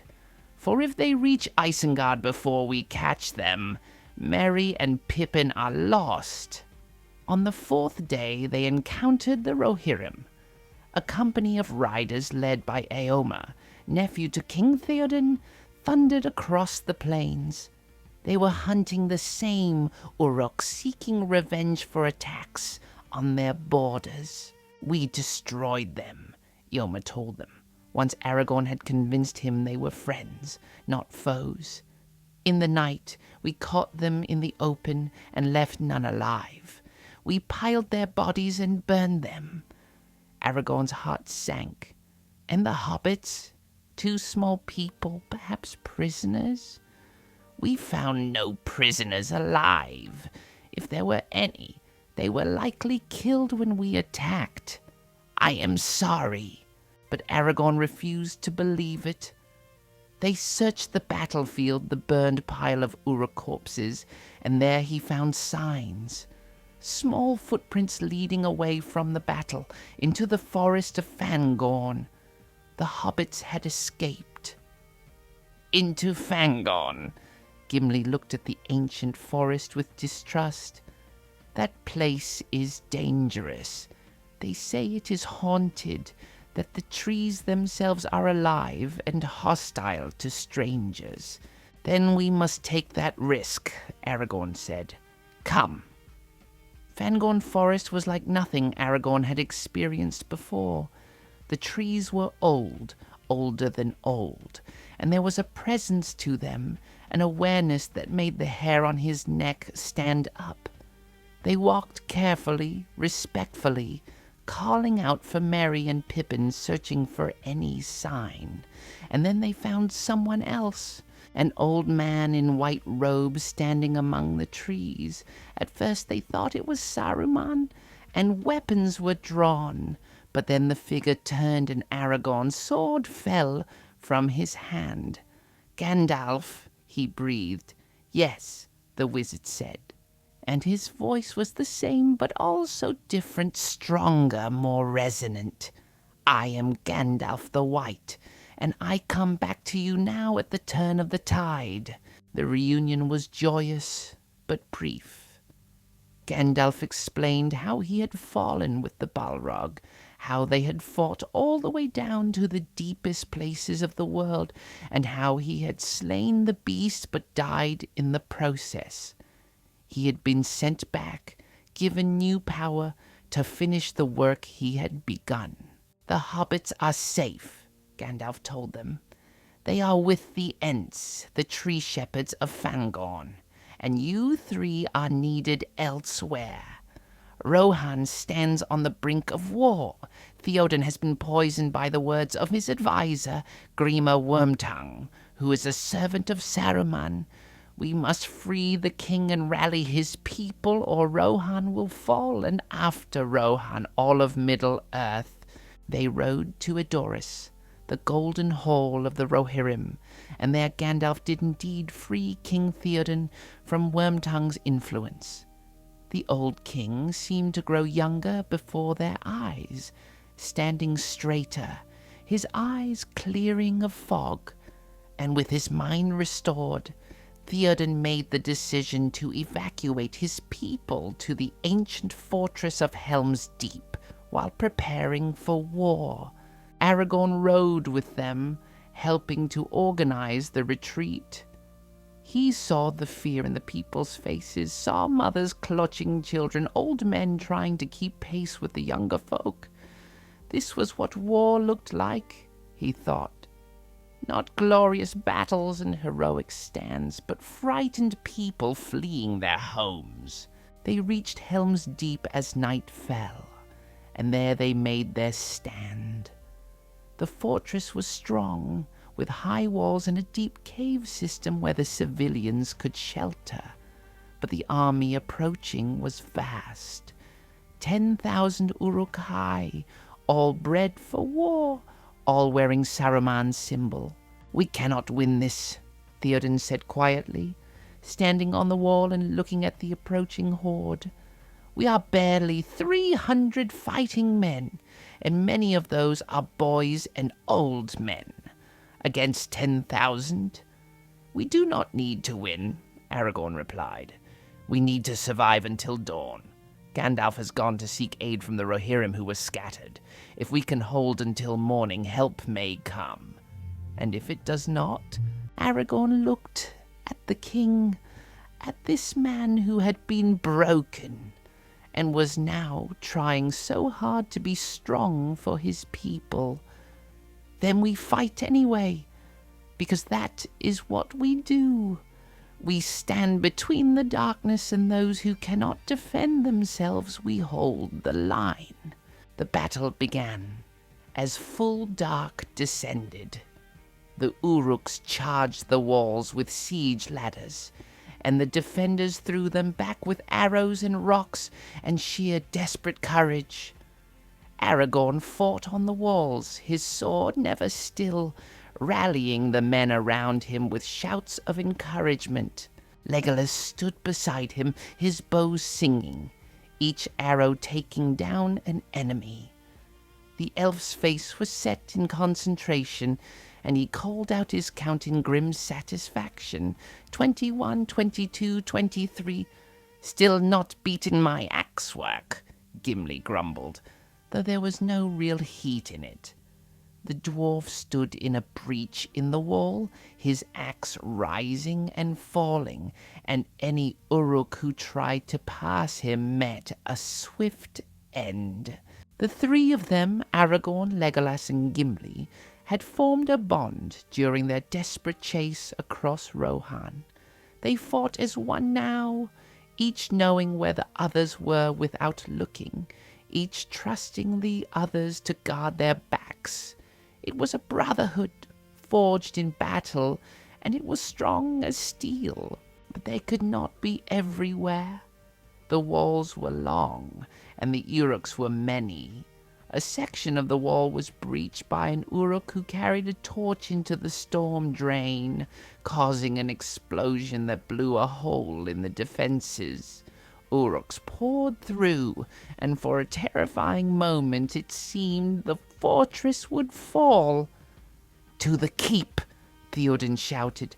"Fall back to the keep!" They retreated in fighting order, step by step, through the courtyard and into the main keep itself. The Uruks followed, howling their battle cries. The defenders barricaded the doors, but everyone knew it would not hold for long. "Is this it?" Gimli asked, catching his breath, his beard matted with blood. "Is this how it ends?" "Not if I can help it," Aragorn said. He turned to Theoden. "How long until dawn?" 2 hours, perhaps less. "Then we ride out. We charge them. It may be madness, but we will not die hiding in a keep. We will meet them head on." Theoden stared at him, then slowly nodded. Yes, we will die in glory, not in shame. Sound the horn. We ride at dawn." They gathered what men they could, mounted their horses, and as the first light of dawn broke over the eastern ridges, they charged out from the keep. Down the causeway they thundered, Theoden and Aragorn at the front, crashing into the massed Uruks with the fury of men who had nothing left to lose. And then, from the ridgeline above, came the sound of a horn. Not the horns of Rohan, but something else, something that made Aragorn's heart leap. He looked up and saw them, Gandalf on his white horse, and behind him 2,000 riders of Rohan who had answered the call. They charged down the slope, a tide of horses and men, and the Uruks caught between the hammer and the anvil, broke and fled. The battle was won. Aragorn stood in the aftermath, covered in blood and sweat, his sword arm aching, his body one massive bruise.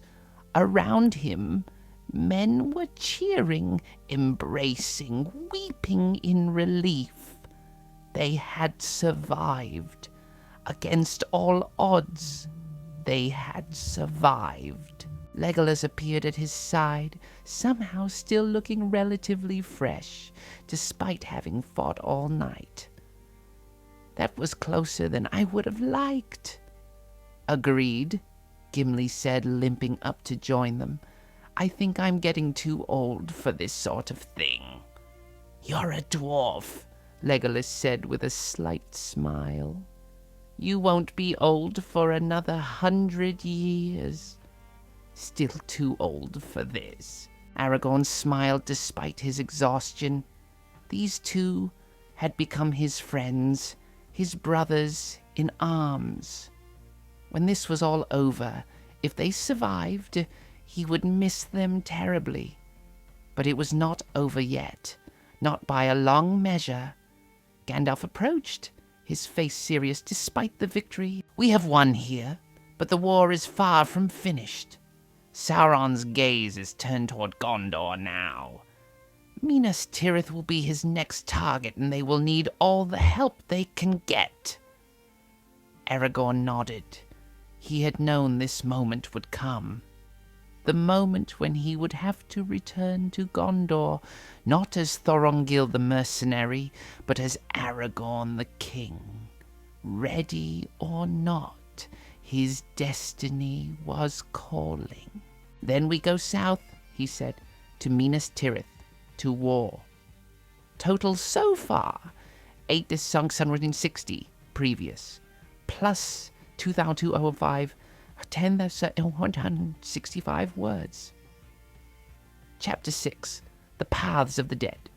The victory at Helm's Deep was sweet, but there was no time to savor it. Word came swiftly from Gondor. The enemy was marching on Minas Tirith in numbers beyond counting. The great city, the last bastion of men in the south, stood alone against the full might of Mordor. If it fell, all of Middle-earth would follow.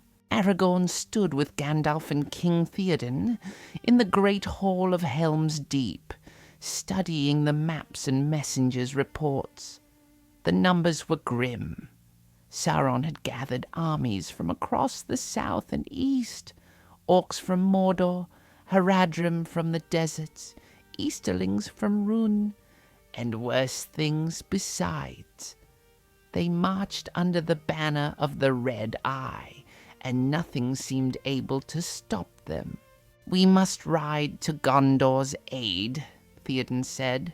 Rohan will answer the call. We owe them that much for the many years they held the line while we lived in peace. Yes, Gandalf agreed, but it will take time to muster the Rohirrim, and time is what Gondor does not have. They need help now, not a week from now. Then I will go ahead, Aragorn said, the words coming before he had fully thought them through. But once spoken, he knew they were right. I will take the shorter path and reach Minas Tirith before the siege begins. There is no shorter path, Theoden objected. The roads through Rohan take at least 6 days at hard riding, and that is if nothing delays us.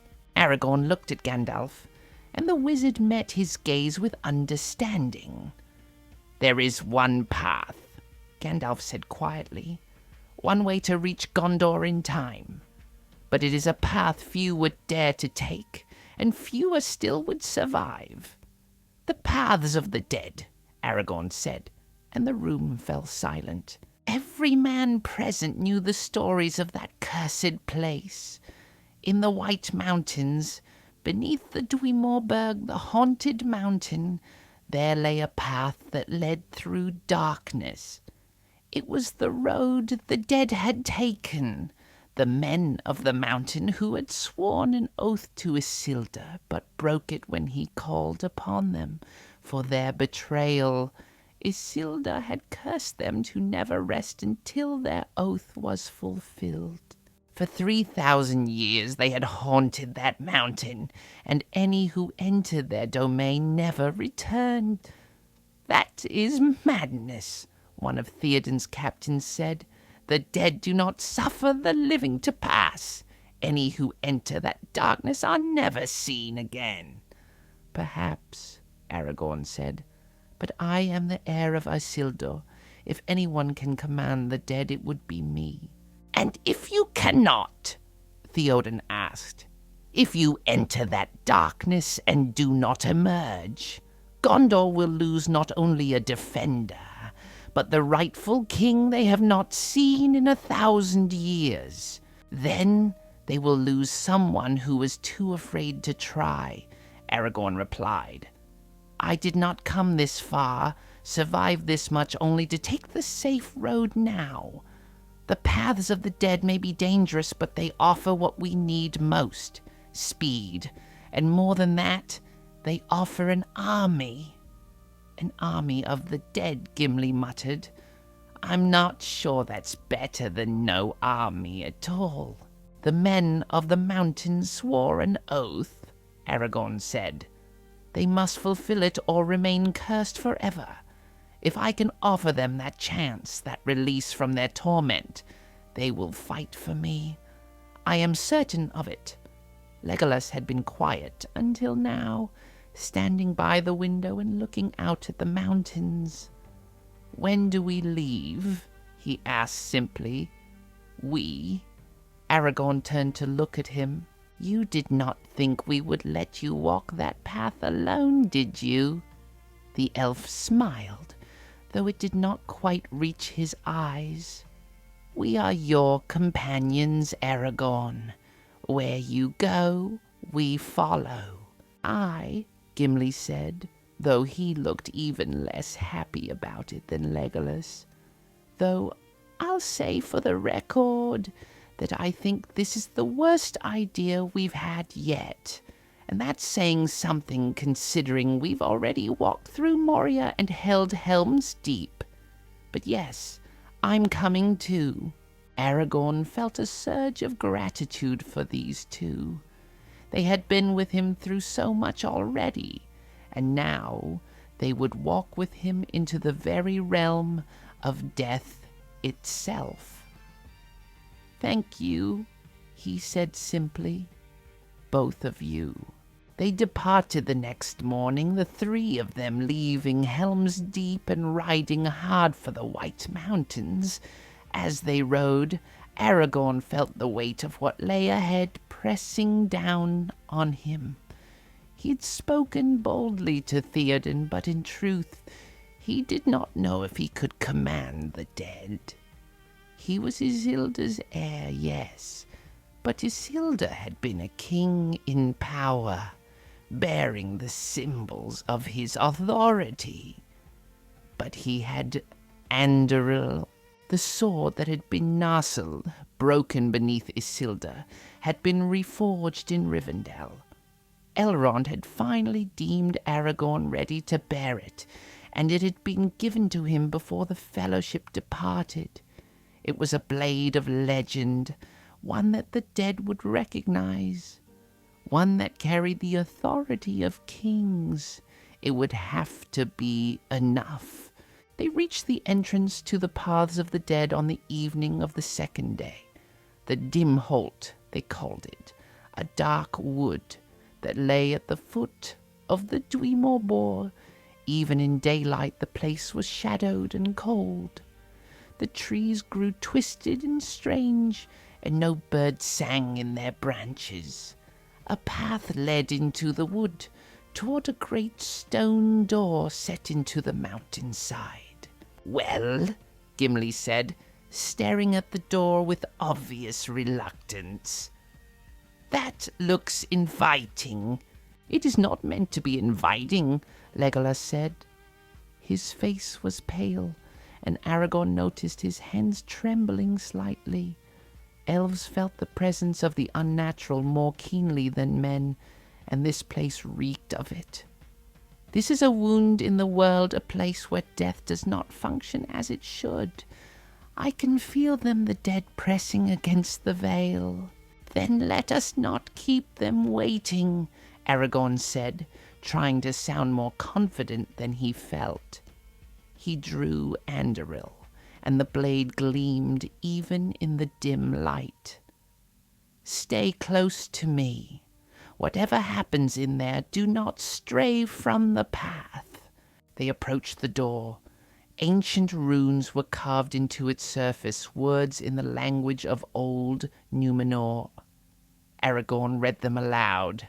"The way is shut. It was made by those who are dead, and the dead keep it. The way is shut." "Encouraging," Gimli muttered. Aragorn pushed against the door, and it swung open with a groan that seemed to echo from impossibly far away. Beyond lay darkness, absolute and complete, as though light itself feared to enter. They lit torches, but the flames seemed dim and struggling, casting only the smallest circle of illumination.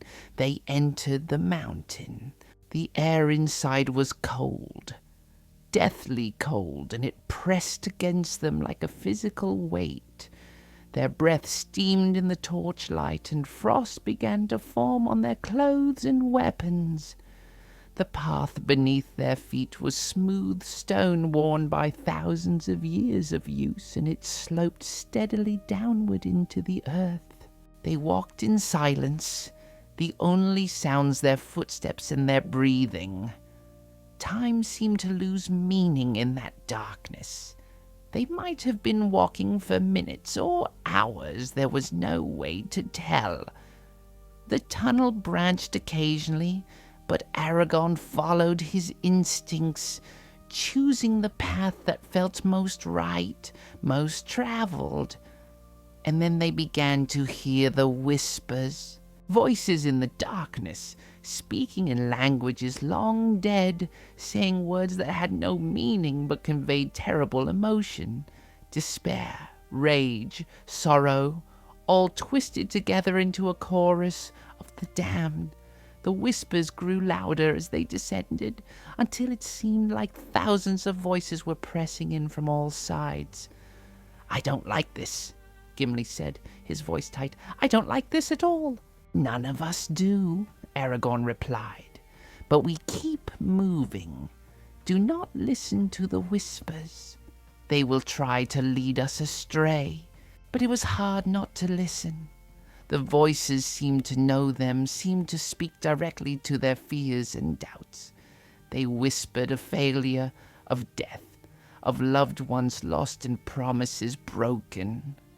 Aragorn heard Arwen's voice among them, calling to him, begging him to turn back, and it took all his will not to respond. The path opened into a vast cavern, and there they saw them, the dead. They filled the cavern, thousands upon thousands of them, figures of mist and shadow that held the shape of men but were clearly not alive. They wore ancient armor, carried weapons that looked solid but were somehow not quite real. Their faces were indistinct, features blurred and shifting, but their eyes were clear and filled with terrible awareness.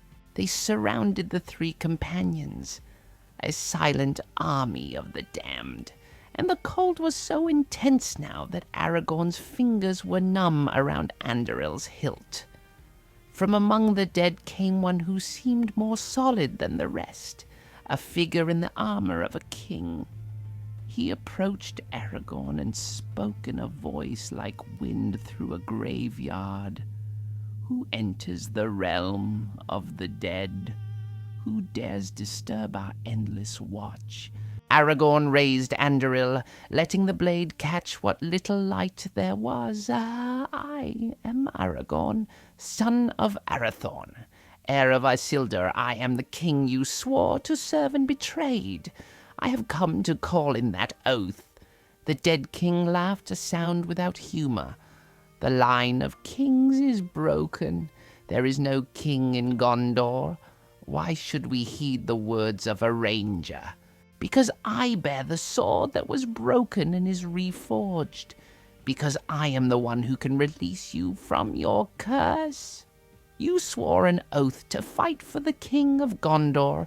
That oath was never fulfilled. Now I offer you the chance to fulfill it, to find the peace that has been denied you for 3,000 years. The dead king circled him, studying him with those terrible eyes. "And if we refuse, if we choose to remain here in our darkness rather than serve the descendant of the one who cursed us, then you remain cursed," Aragorn said flatly. "Forever. The oath will never be fulfilled. The curse will never be lifted. Is that what you want? To haunt these mountains until the breaking of the world?" Silence fell in the cavern, broken only by the whisper of the dead moving among themselves.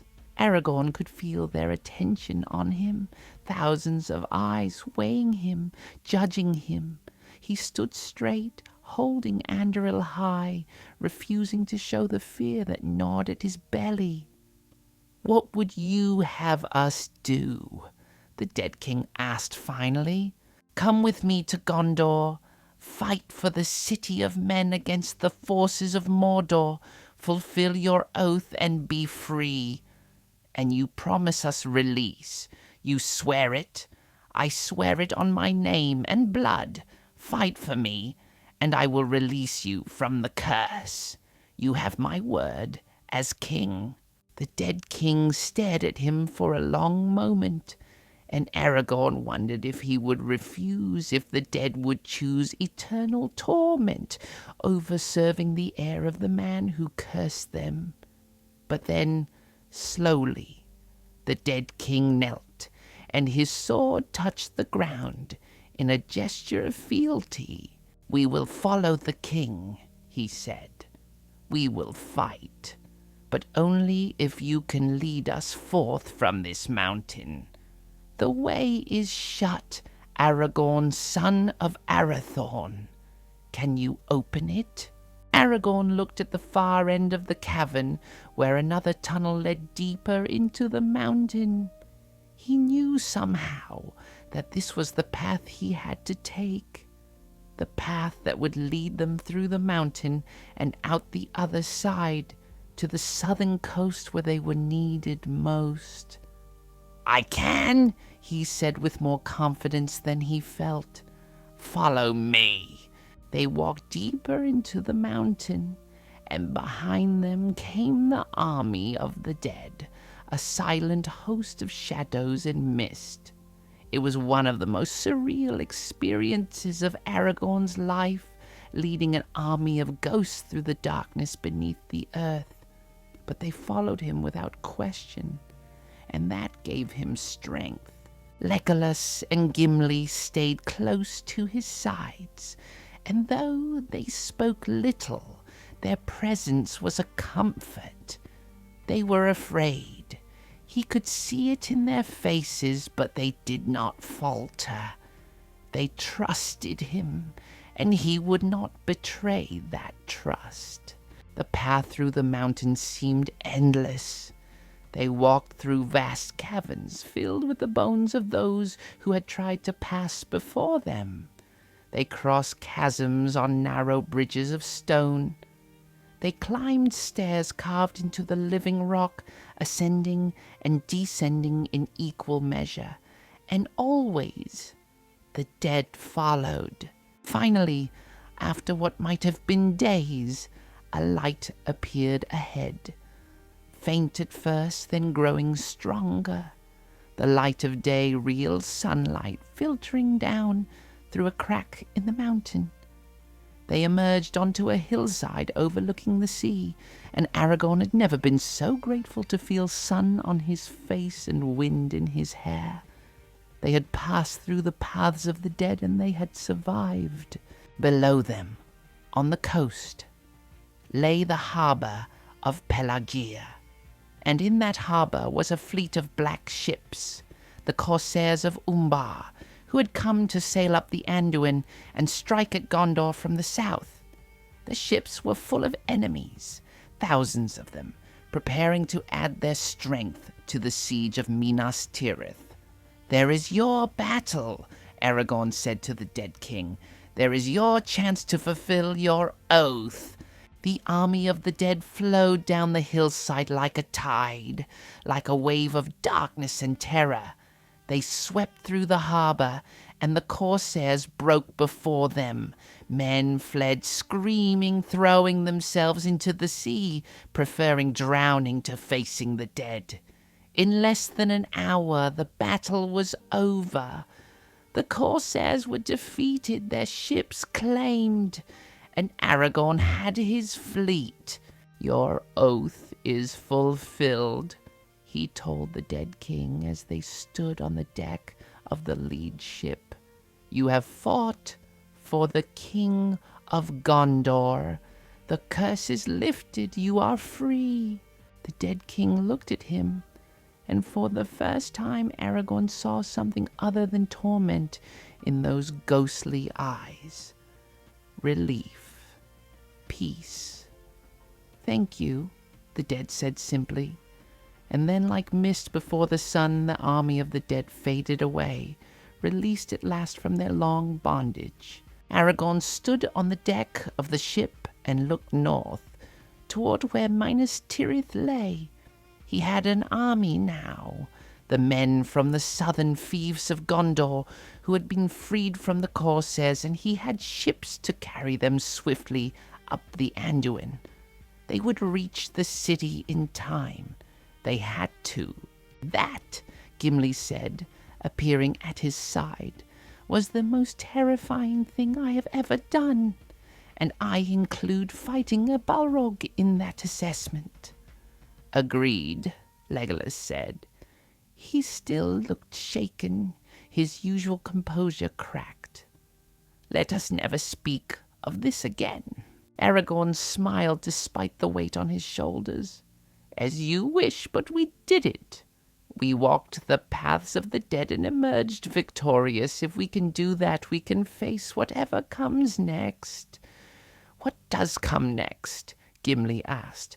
Aragorn looked north again, toward the city he had served so long ago, the city he was meant to rule. "Now we sail to war. Now we see if I can truly be the king my people need." The ship set sail with the tide, black sails now flying the white tree and 7 stars of Gondor instead of the symbols of Umbar. They sailed up the Anduin with good wind and strong current, racing against time, and in his heart Aragorn carried both hope and fear. Hope that they would arrive in time, that Gondor could be saved, and fear that even with all he had done, all he had endured, it still might not be enough. But he had made his choice. He had claimed his destiny. Whatever came next, he would face it as Aragorn, son of Arathorn, heir of Isildur. He would face it as king. Totals so far, 10,065 previous, plus 2,050, 12,915 words. Chapter 7. The Black Gate and Crown. The black ship sailed up the Anduin under a grey sky, and Aragorn stood at the prow, watching the river unfold before them. They made good time with wind and current both in their favour. The men from the southern fiefs of Gondor who crewed the ships were brave souls, hardened by years of defending their lands against corsair raids. When they learned that the heir of Isildur himself commanded them, that the king had returned at last, they threw themselves into the work with renewed vigor.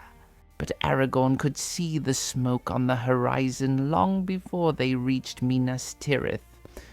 Black columns rising into the sky, the sign of a city under siege. They were not too late. The city still stood, but the battle raged on. As they rounded the final bend in the river, the fields of Pelennor came into view, and Aragorn's heart sank at what he saw.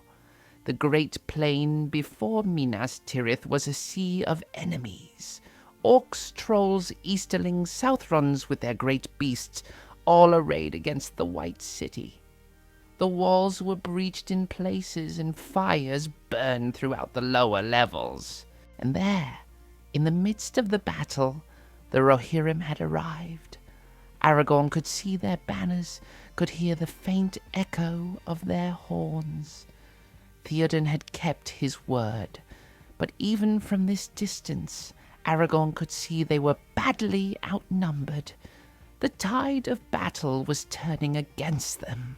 "Raise the standard," Aragorn commanded.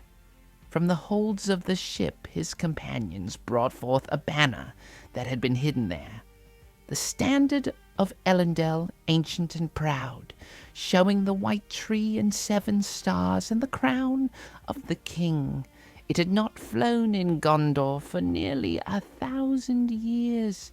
Now it unfurled in the wind, snapping proud and bright, and a cheer went up from the ships. "For Gondor!" Aragorn shouted, drawing Anduril. The blade caught the light, seeming to burn with its own fire. "For the king! For the king!"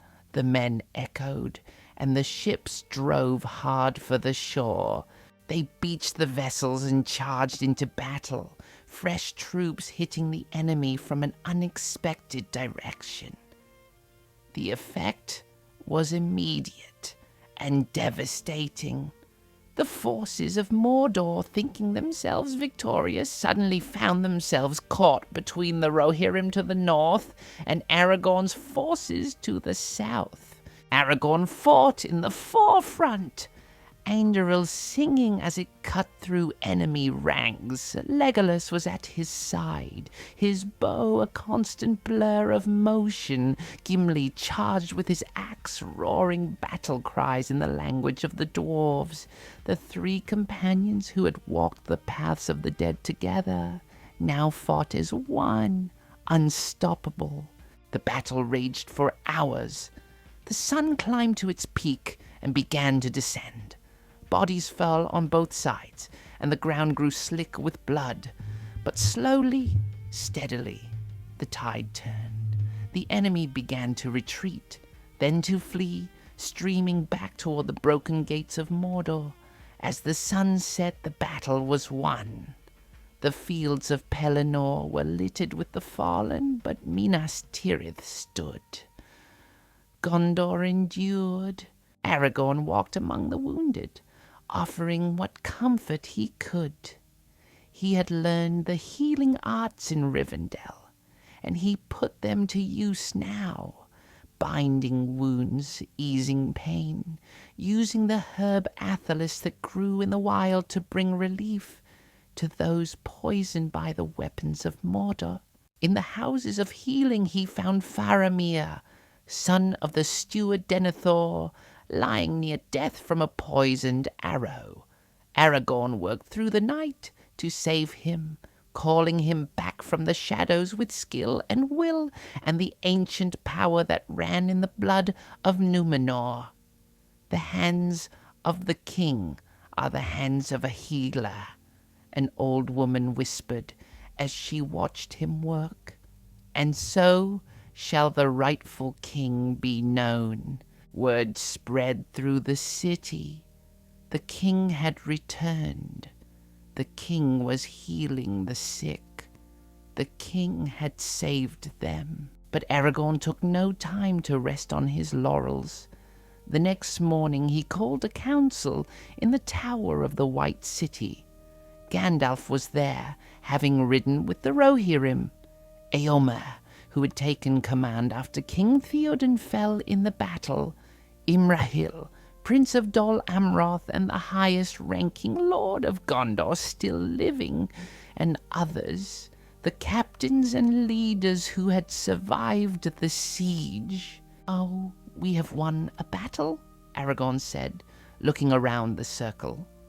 "But we have not won the war. Sauron still holds Mordor. His main forces are still intact. If we simply wait here, he will gather his strength and come at us again. And next time, we may not be so fortunate." "Oh, what do you propose?" Imrahil asked. He was a tall man, proud and noble, and he had accepted Aragorn's authority without question, recognizing in him the bearing of true kingship. "We take the fight to him," Aragorn said. "We march on the Black Gate itself." The room erupted in protests. "March on Mordor? With what army?" They had lost thousands in the battle for Pelennor. They were exhausted, depleted. To march into Mordor would be suicide. Aragorn raised his hand for silence. "I know what I ask. I know it seems like madness. But think, Frodo carries the ring into Mordor even now, seeking to destroy it. Our only hope lies with him. If Sauron turns his eye upon the Hobbit, if he realizes what Frodo is trying to do, all is lost. But if we can draw Sauron's attention, if we can make him think we have the ring and are coming to challenge him with it, he will focus on us instead." Gandalf nodded slowly. "It is a desperate gamble, but Aragorn is right. We cannot win by force of arms. Our only hope is the destruction of the ring. Everything else is merely buying time for that hope to be realized." "You ask us to march to our deaths," Eomer said bluntly. "To sacrifice ourselves for the sake of two hobbits we have never met." "I ask you to have faith," Aragorn replied. "Faith that good can triumph over evil. Faith that the smallest person can make the greatest difference. Yes, we may die. Likely we will die. But if we can give Frodo even one more day, one more hour, it will be worth it." The debate continued, but in the end, they agreed. They would march, not with a great army, for they could not spare one, but with what they had. 7,000 men against the countless hordes of Mordor. It was madness. It was heroism. It was the only choice they had. They departed 3 days later, once the worst of the wounded had been tended, and the defences of Minas Tirith restored. Aragorn rode at the head of the column, bearing the standard of Elendil. Behind him came the knights of Gondor, the Rohirrim, representatives from all the free peoples who had survived the battle. Legolas and Gimli rode with him, as they had promised they would. "Where you go, we follow," Legolas had said, "even unto the gates of death itself." The march to Mordor took days, and each day the land grew darker and more desolate. They passed through regions where nothing grew, where the very earth seemed poisoned. The sun was hidden behind clouds of ash and smoke, and the air tasted of sulfur and despair. They knew they were watched. Black riders circled overhead on fell beasts. Orc scouts tracked them from the shadows. Sauron knew they were coming, and he was gathering his forces to meet them. When they reached the Black Gate, the entrance to Mordor itself, they found it closed and barred. The gate was enormous, towering hundreds of feet high, made of iron and darker sorcery. And before it was arrayed the army of Mordor, so vast it seemed to stretch to the horizons. "Well," Gimli said, looking at the enemy forces with a grim expression, "at least we won't have to look far for someone to fight." The gates opened, and from them rode an emissary of Sauron, the mouth of the Black Tower. He was a man, or had been once, but was twisted now by long service to the Dark Lord. He rode forward under a banner of parley, and Aragorn and his captains went to meet him. "So," the mouth said, his voice dripping with mockery, "the rabble of Gondor comes to throw itself on our swords. How noble, how pointless." "We come to demand Sauron's surrender," Aragorn said calmly, though his hand rested on Andurill's hilt. "The age of darkness is ending. Let him yield now, and perhaps some mercy may be shown." The mouth laughed a horrible sound. "Surrender? To you? You are nothing, no king, just a vagabond from the north. Sauron has already won. Even now your little spy has been captured." He held up items that made Aragorn's blood run cold.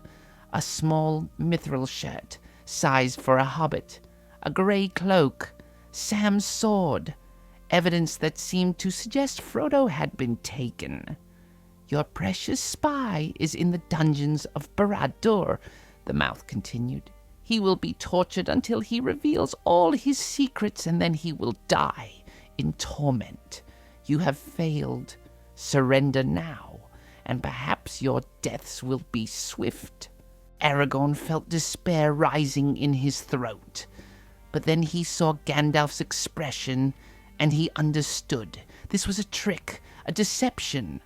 If Sauron truly had Frodo in the ring, he would not be offering terms. He would not need to.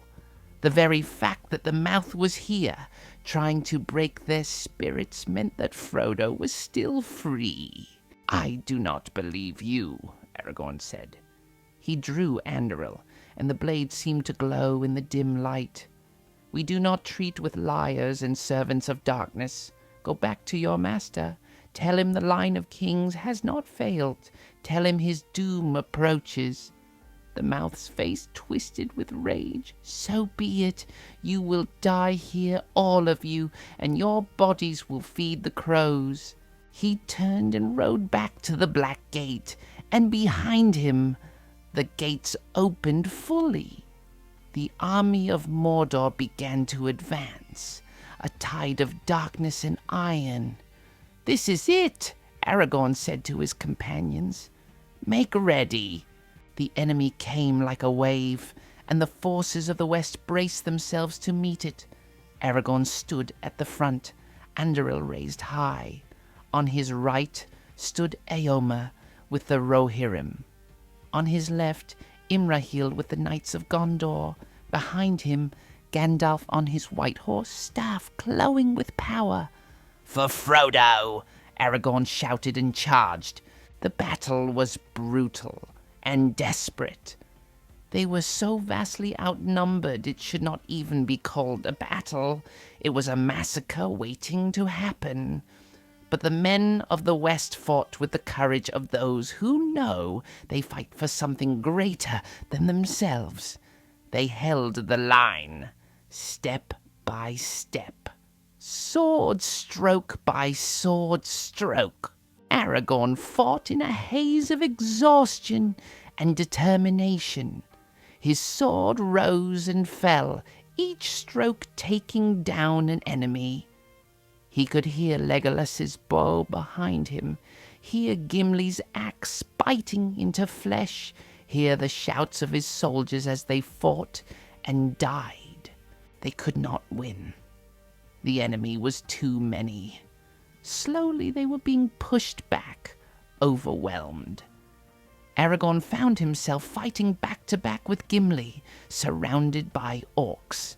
This was how it would end, he thought.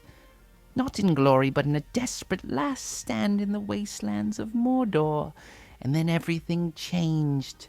The ground shook. The enemy faltered, looking towards Mordor with sudden fear. A great rumbling came from Mount Doom, the volcano at Mordor's heart, and a plume of fire shot into the sky. "The ring!" Gandalf shouted. "The ring is unmade!" The dark tower of Barad-dûr began to crumble, collapsing in on itself. The earth heaved and shook, and the armies of Mordor, their master's will suddenly gone, broke and fled in all directions, no longer soldiers but terrified creatures seeking any escape. The siege was broken, the war was over. Aragorn stood amid the chaos, his sword lowered, hardly daring to believe it. They had done it. Frodo had done it. The ring was destroyed. From the east eagles came flying, the great eagles of the misty mountains. They flew toward Mount Doom, toward the erupting volcano, and Aragorn understood. They were going to rescue Frodo and Sam from the destruction. "It is done," he said, his voice hoarse. "It is finally done." The return to Minas Tirith was a blur. The army marched back through lands that seemed lighter already, as though a great shadow had been lifted. Flowers began to bloom in places where nothing had grown for years. The sun shone brighter. The world was healing. Frodo and Sam were found and brought back, grievously wounded but alive. Aragorn tended them personally in the houses of healing, using all his skill to help them recover. They were heroes, the greatest heroes of the age, though they were too humble to accept such praise. And then came the day of the coronation. Aragorn stood before the White Tree of Gondor, and all the city had gathered to witness. He wore the armor of kings, silver and bright, and upon his brow would be placed the crown that had waited empty for so many generations. Gandalf performed the ceremony, for he had been there at the beginning, and it was fitting he should be there at this end, a new beginning. "Now come the days of the king," Gandalf proclaimed. "May they be blessed." Aragorn felt the weight of the crown settle on his head, and with it the weight of all the responsibility it represented. He was no longer Strider, no longer just Aragorn the Ranger. He was Elessar, the Elfstone, King of Gondor, and Arnor the Renewer. The crowd erupted in cheers, and Aragorn looked out at his people, at the city he would rule, and felt both humbled and determined. This was what he had been preparing for his entire life. Now he would have to prove himself worthy of it every single day. But he would not be alone. After the ceremony, as the celebrations began, Aragorn saw her. Arwen stood at the edge of the crowd, more beautiful than memory had painted her, and she was smiling. She had come from Rivendell, come to be with him as she had promised. Aragorn went to her, and the crowd parted before him. He took her hand, and it was warm in his, real and solid and present. "You came," he said. "I told you I would wait," Arwen replied. "And now the waiting is over. You have claimed your throne, Aragorn Elessar. You are king. And will you be my queen? I will. Today, tomorrow, and all the days we are given. I am yours, as you are mine."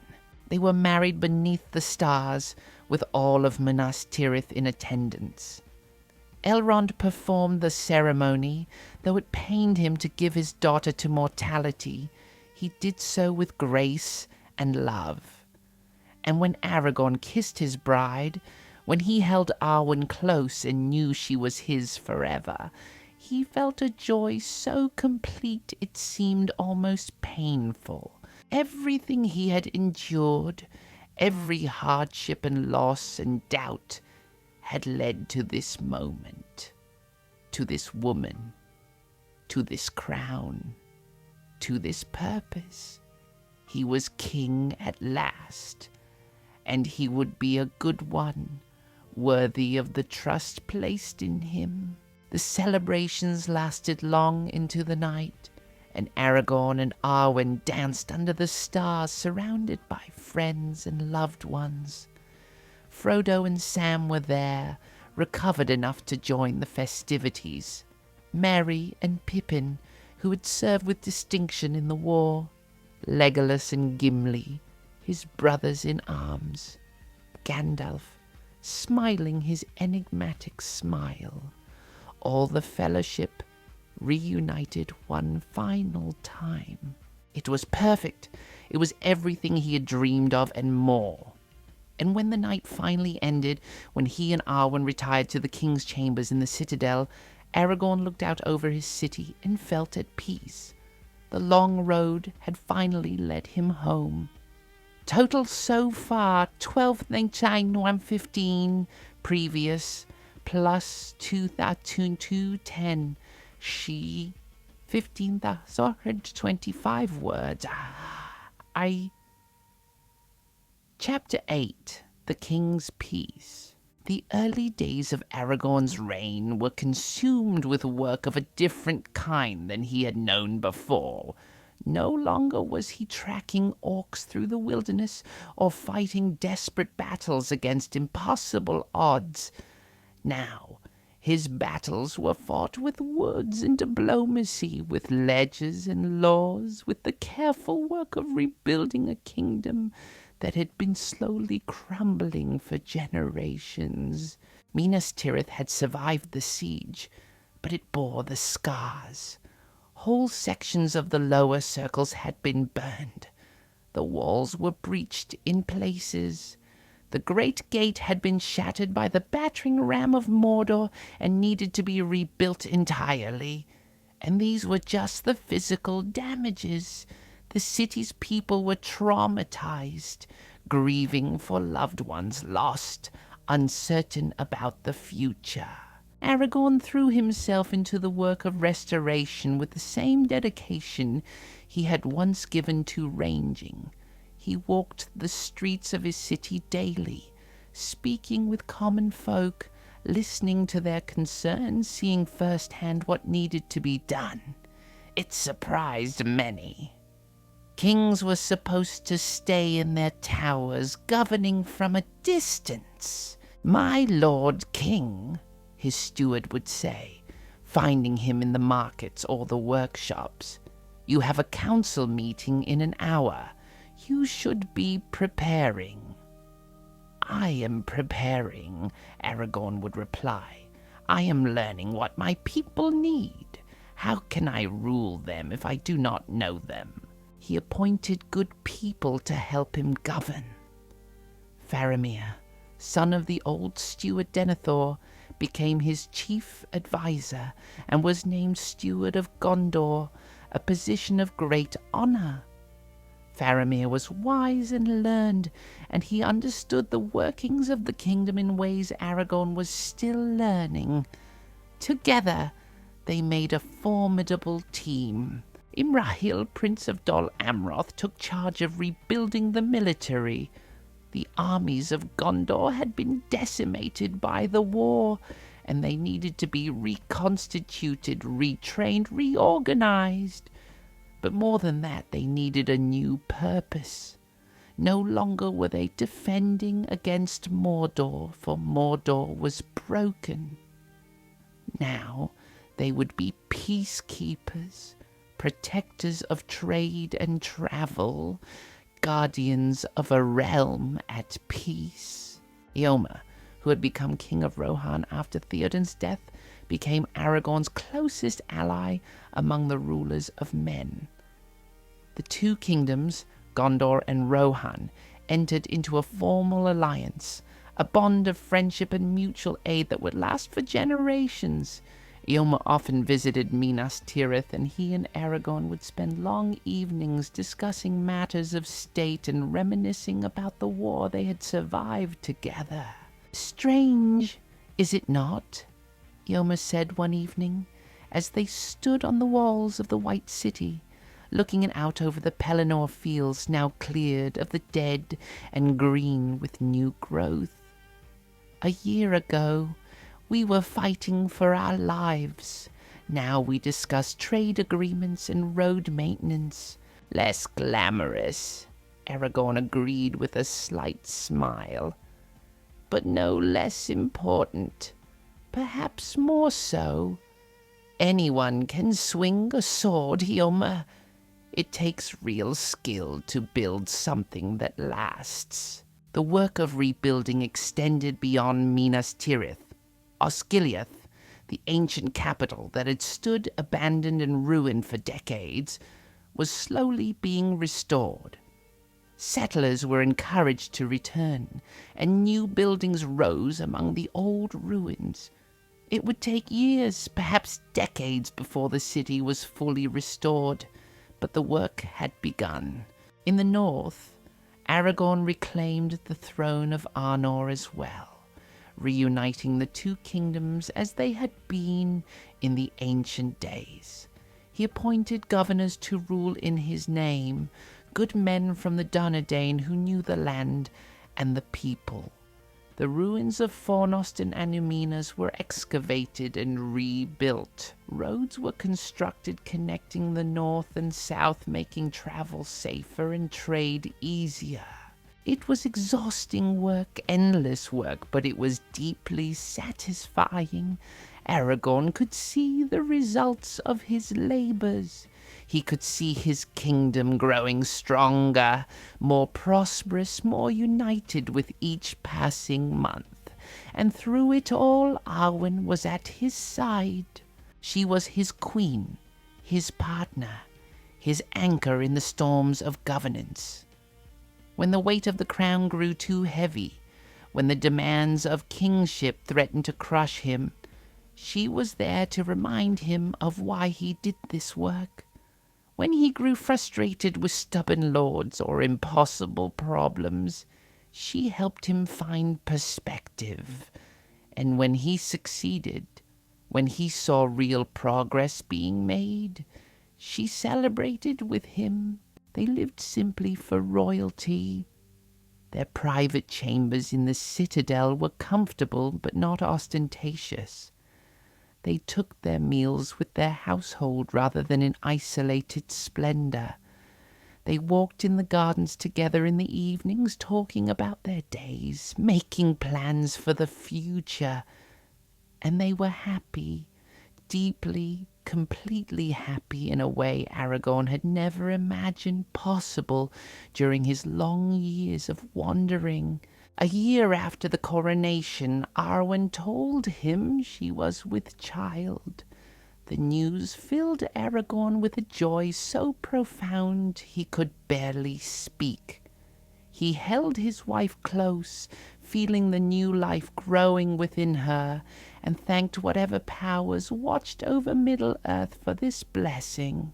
Their son was born in the spring, a healthy boy with his mother's dark hair and his father's grey eyes. They named him Eldarion, which meant son of the elves, honoring both his heritage and the sacrifice his mother had made in choosing mortality. Holding his infant son for the first time, Aragorn felt a new kind of fear and a new kind of determination. This child would inherit the kingdom he was building. This child and his children after him would carry on the line of kings that Aragorn had restored.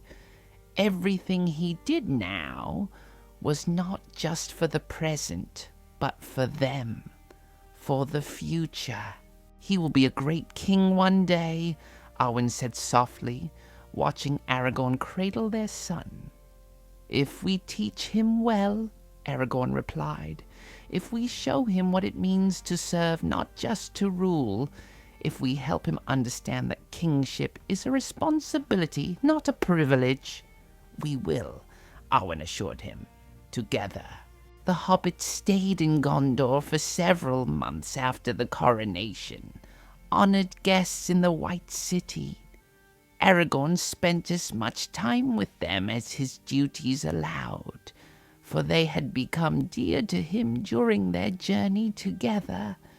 They were so different from the great lords and warriors he dealt with daily, so unimpressed by pomp and ceremony, so honest in their opinions. "You've gotten very fancy," Pippin told him one day, eyeing the royal robes Aragorn wore for a state function.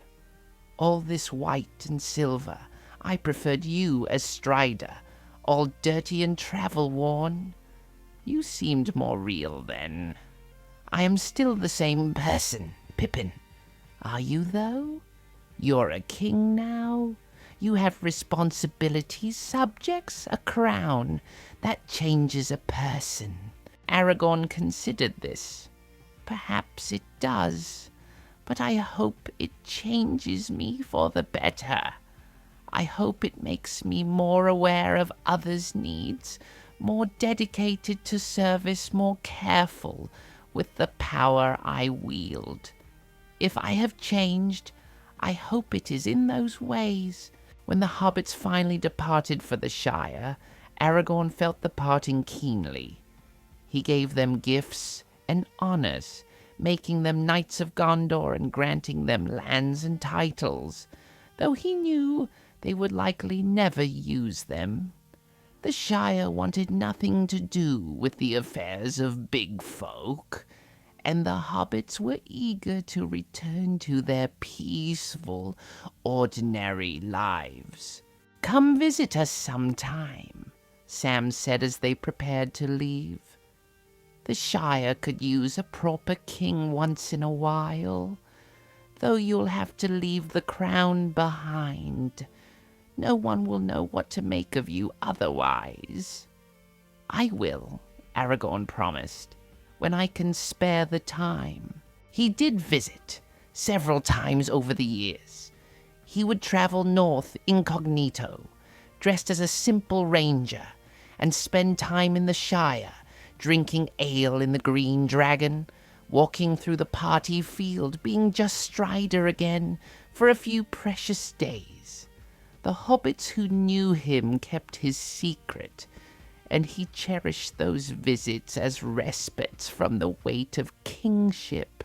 Legolas and Gimli remained in Gondor for a time as well, helping with the rebuilding. The friendship between the elf and the dwarf had become legendary, a symbol of the new age where old enmities were put aside in favor of cooperation. They traveled Middle-earth together, Legolas showing Gimli the wonders of the elven realms, Gimli introducing Legolas to the great dwarf cities. When they finally departed Minas Tirith, Aragorn gave each of them a heartfelt farewell. "You are brothers to me," he told them. "You walked with me through darkness and brought me into light. I will never forget what you have done." "Nor will we forget you, my friend," Legolas said. "Though all things must change, though this age passes and a new one begins, the memory of our fellowship will endure." "Aye," Gimli agreed, his voice gruff with emotion. "You're a good king, Aragorn. Better than I expected when I first met that scruffy ranger in Rivendell. Do us proud." "I will try," Aragorn said. "Every day I will try." Gandalf too remained in Gondor for a time, advising and counseling. But the wizard was restless, as he had always been. Middle-earth was changing, the magic fading, and Gandalf's work was nearly done. "The fourth age belongs to men now," Gandalf told Aragorn one evening. They sat in the king's study, sharing wine and conversation as they had done so many times during the quest. My time here draws to a close. Soon I will sail to the Undying Lands, and you will rule without me." "I have relied on your wisdom greatly," Aragorn said. "I am not sure I am ready to rule without it." "You are more than ready. You have always been ready, Aragorn. You simply needed to believe it yourself. Everything you have done, every choice you have made since I met you on that road near Bree, has proven you worthy of the crown you wear. Even my doubts, even my failures, "Especially those," Gandalf said firmly. "A king who never doubts is a tyrant. A king who never fails has never tried anything difficult. Your doubts make you cautious. Your failures make you wise. Do not fear them. Embrace them as teachers." When Gandalf finally departed, sailing from the Grey Havens with the elves who were leaving Middle-earth, Aragorn stood on the docks to see him off. The wizard who had guided him, challenged him, believed in him when he barely believed in himself, was leaving. It felt like the end of an era. "Farewell, Gandalf," Aragorn said. "May you find peace in the Undying Lands." "And may you find it here," Gandalf replied. "Build your kingdom well, King Elessar. Build it to last. The world needs good men like you now more than ever." The years passed, and Aragorn's reign became known as the Golden Age of Gondor. The kingdom prospered as it had not in centuries. Trade flourished. The arts and sciences bloomed. The people lived in peace and security, knowing their king watched over them with wisdom and compassion. Aragorn presided over councils and courts, settling disputes, making laws, ensuring justice was done. He was known as a fair king, stern when he needed to be, but always merciful when mercy was warranted. He listened to the concerns of the lowest farmer as carefully as he did to the advice of his highest nobles. He traveled his kingdom extensively, refusing to be a distant monarch. He visited every province, every major town, meeting his people, seeing their lives firsthand. He hunted with the common folk, ate in their homes, listened to their stories, and in doing so, he earned a loyalty that no decree could command. "The king knows us," people would say. "He is one of us." And it was true. For all his royal bearing, all the symbols of his office, Aragorn never forgot that he had been Strider, a ranger who walked the wild roads and slept under the stars. That experience informed everything he did as king. He established hospitals in every major city, remembering the houses of healing and the good they did. He built schools, believing that an educated populace was a prosperous one. He improved roads and bridges, making travel safer and easier. He reduced taxes on the poorest citizens while ensuring the wealthy paid their fair share. He was, in short, the kind of king every land dreams of but few ever see. His marriage to Arwen remained strong, a partnership of equals that was remarked upon throughout the realm. They had more children after Eldarion, daughters who were as beautiful as their mother and as wise as their father. The royal family was often seen together in public, and their obvious love for one another became a symbol of the peace and prosperity of the age. On quiet evenings, when the day's work was done and the children were asleep, Aragorn and Arwen would sit together in their private chambers, holding hands and watching the stars through the window. "Do you ever miss it?" Arwen would ask sometimes. "The wandering, the freedom of the road?" "Sometimes," Aragorn would admit. "There was a simplicity to those days, a clarity of purpose, but I would not trade this for anything. This life with you, with our children, with our people, this is what I was meant for. All the wandering was just preparation for this. No regrets.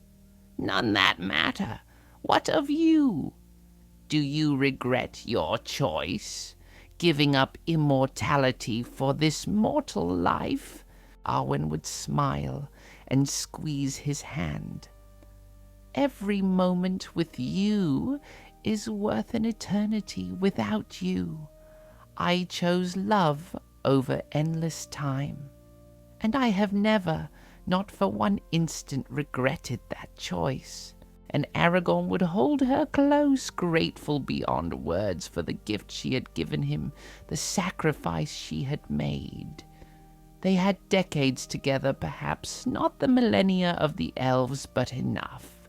Enough to raise their children, to build their kingdom, to live fully and love deeply. It was enough. It was more than enough. It was everything. Total so far, 15,125 previous, plus 2,070, 17,195 words. Chapter 9, Twilight of the King. The years had been kind to Aragorn, but they'd still been years, and even the blood of Numenor could not hold back time forever. He was old now, though he bore his age with grace. His hair, once dark as midnight, had turned to silver. Lines marked his face, each one a story, a memory, a moment lived fully. His hands, which had wielded Anduril with such strength, were gnarled with age, though they still possessed a healer's gentle touch. It had been over 100 years since that day of coronation, a century of peace, of prosperity, of careful stewardship. Gondor had flourished under his rule, becoming again the beacon it had been in ancient days. The kingdom extended its influence not through conquest, but through trade and diplomacy, through the strength of its culture and the fairness of its laws. Aragorn sat in his private study in the citadel, the same study where he had sat on his first night as king, and looked out over his city. It was evening, and the lamps were being lit throughout Minas Tirith, creating a cascade of lights down the 7 levels. It was beautiful, and he never tired of seeing it. Arwen sat nearby, embroidering a tapestry that would hang in the great hall. She too had aged, for she had chosen mortality, but she remained beautiful to him. Her dark hair was streaked with silver now, her face marked by the passage of time, but her eyes were still the same grey eyes that had captured his heart in Lothlorien all those years ago. "You are thinking heavy thoughts," she said without looking up from her work. She always knew. After so many decades together, they could read each other's moods without words. "I am thinking about time," Aragorn admitted. "How it passes so quickly even when each day seems long. How we measure our lives in moments that blur together until suddenly we find ourselves old. Are you afraid of death?" "No. I have seen too much death to fear it for myself. But I am sad. Sad to think of all I will leave behind. You, most of all." Arwen set down her embroidery and came to sit beside him, taking his aged hand in hers. "We knew this day would come. We have always known. I chose this, Aragorn. I chose a mortal life with you, rather than immortality without you. and I have had decades beyond what most mortals are given. We have been blessed, you and I. But you will outlive me. Not by much, perhaps, but you will be alone for a little while, Arwen said softly. And then I will follow you. That is the nature of mortality, my love. We do not live forever. We live fully and then we let go. It is a gift, not a curse, though it does not always feel like one. Aragorn squeezed her hand gently. I wish I could give you more time.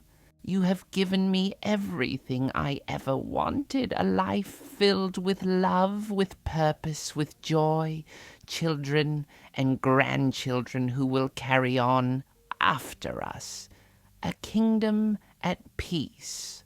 What more could anyone ask for? More years together. We never have enough of those, Arwen agreed, but we have had so many more than we might have. Think, Aragorn, if you had not claimed your crown, if you had remained Strider forever, would we have had this? Would we have been allowed to marry? Would we have had our children? No. Your kingship gave us this life, and it was worth every moment. Eldarion came to visit that evening, as he did most evenings.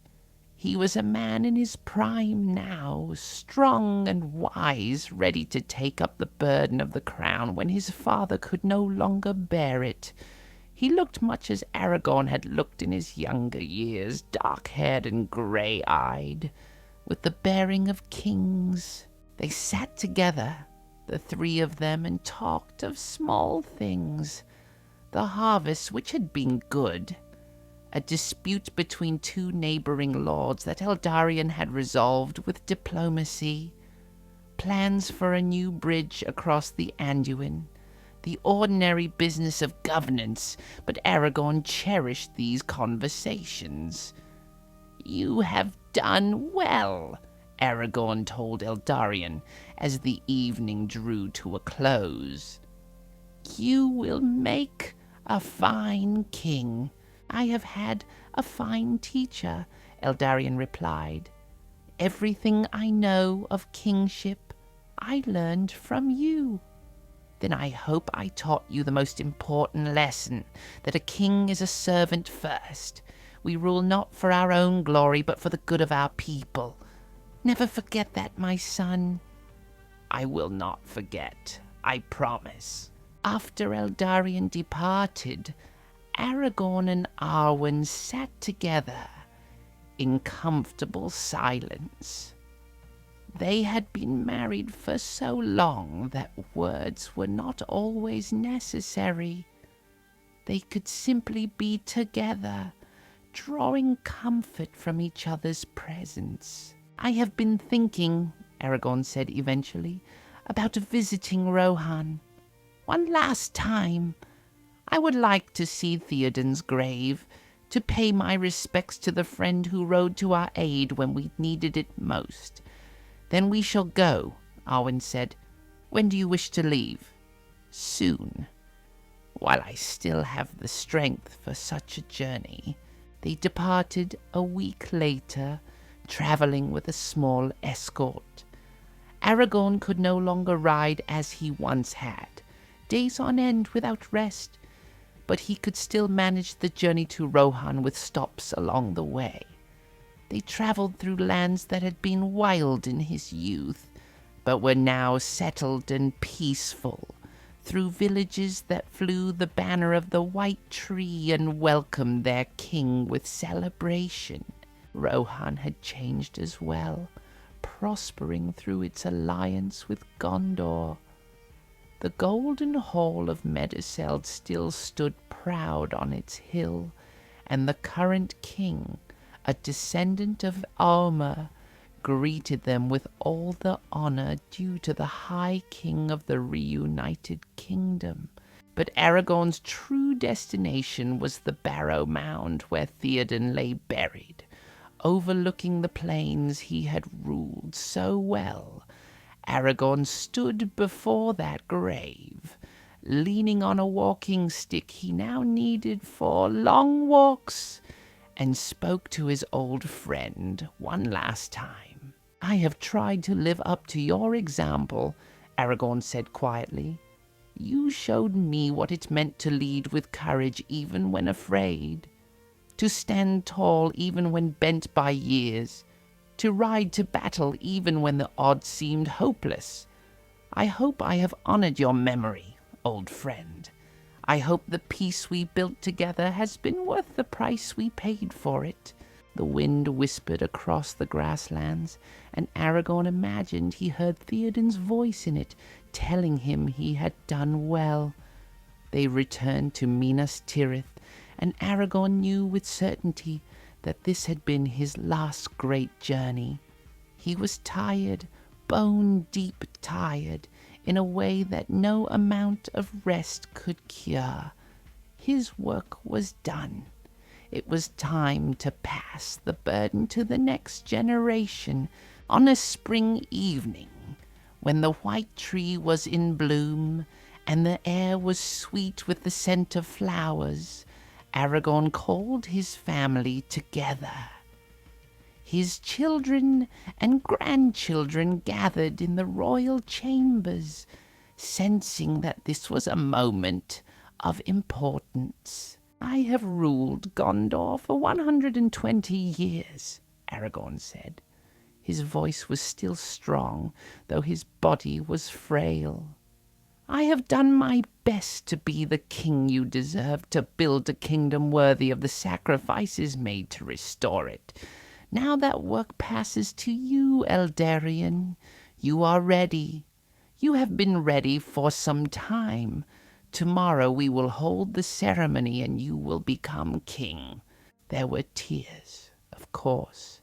His daughters wept, and even Eldarion's eyes were bright with unshed grief. But Aragorn smiled at them all, at these people who carried his blood and his legacy. "Do not mourn," he told them. "I have lived a life beyond my wildest dreams. I have loved and been loved. I have built something that will endure. What more could any man ask for? Celebrate what we have had, not what we must lose. That is the way to honor those who pass." The ceremony was held the next day, simple and dignified. Aragorn removed the crown from his head and placed it on Eldarion's brow. The old king stepped back, and the new king stepped forward. Gondor endured, as it always had, as it always would. That night, Aragorn and Arwen lay together in their bed, holding each other close as they had done for so many years. "I am afraid," Aragorn admitted in the darkness. "Not of death itself, but of leaving you." "You will not leave me," Arwen said firmly. "Not truly. You will be in my heart always, until I follow you, and then we will be together again. Wherever the spirits of men go after death, I believe that, Aragorn. I have to believe it." "I love you," he said. "I have loved you from the moment I saw you in Lothlorien, and I will love you beyond the circles of this world. And I love you, always and forever." Aragorn closed his eyes then, and he felt at peace. He had been a wanderer, a ranger, a warrior, a healer, a king. He had been all of these things, and he had done his best in each role. He had fought darkness and helped bring forth light. He had loved deeply and been loved in return. It was enough. He slipped away quietly in the night, with Arwen holding him close. There was no pain, no struggle. He simply let go, releasing his hold on life as easily as one might set down a heavy pack at the end of a long journey. Arwen held him for a long time afterward, tears streaming down her face, but they were not tears of regret. They were tears of gratitude, of love, of a life well lived and fully shared. She followed him a year later, choosing to lay down her own life when the grief became too much to bear. They were buried together in the House of Kings under the White Tree, and their tomb became a place of pilgrimage for generations to come. And the kingdom they had built endured. And so, dear friends, we return to where we began. To Aragorn in his study, to memories and reflections, to a life lived fully and a duty fulfilled. The fire has burned low in the hearth now, and the night has grown deep. Outside the window, Minas Tirith sleeps peacefully under the stars, those same stars that have watched over Middle-earth since the beginning of time. The white tree stands proud in the courtyard, its blossoms glowing faintly in the darkness, a symbol of hope renewed. Aragorn's story is one of patience and perseverance, of a man who spent decades preparing for a destiny he was not certain he wanted, only to embrace it fully when the moment came. He was a ranger who became a king, a wanderer who found his home, a man who proved that nobility comes not from blood alone, but from the choices we make and the lives we touch. His legacy lived on in his children and in the kingdom he restored. The peace he built lasted for generations. The friendships he forged became the stuff of legend. And the love he shared with Arwen became a story told around fires on cold nights. A reminder that some bonds are strong enough to bridge even the gulf between mortality and immortality. But perhaps the greatest lesson of Aragorn's life is this, that we all have paths we must walk, burdens we must carry, destinies we must fulfill.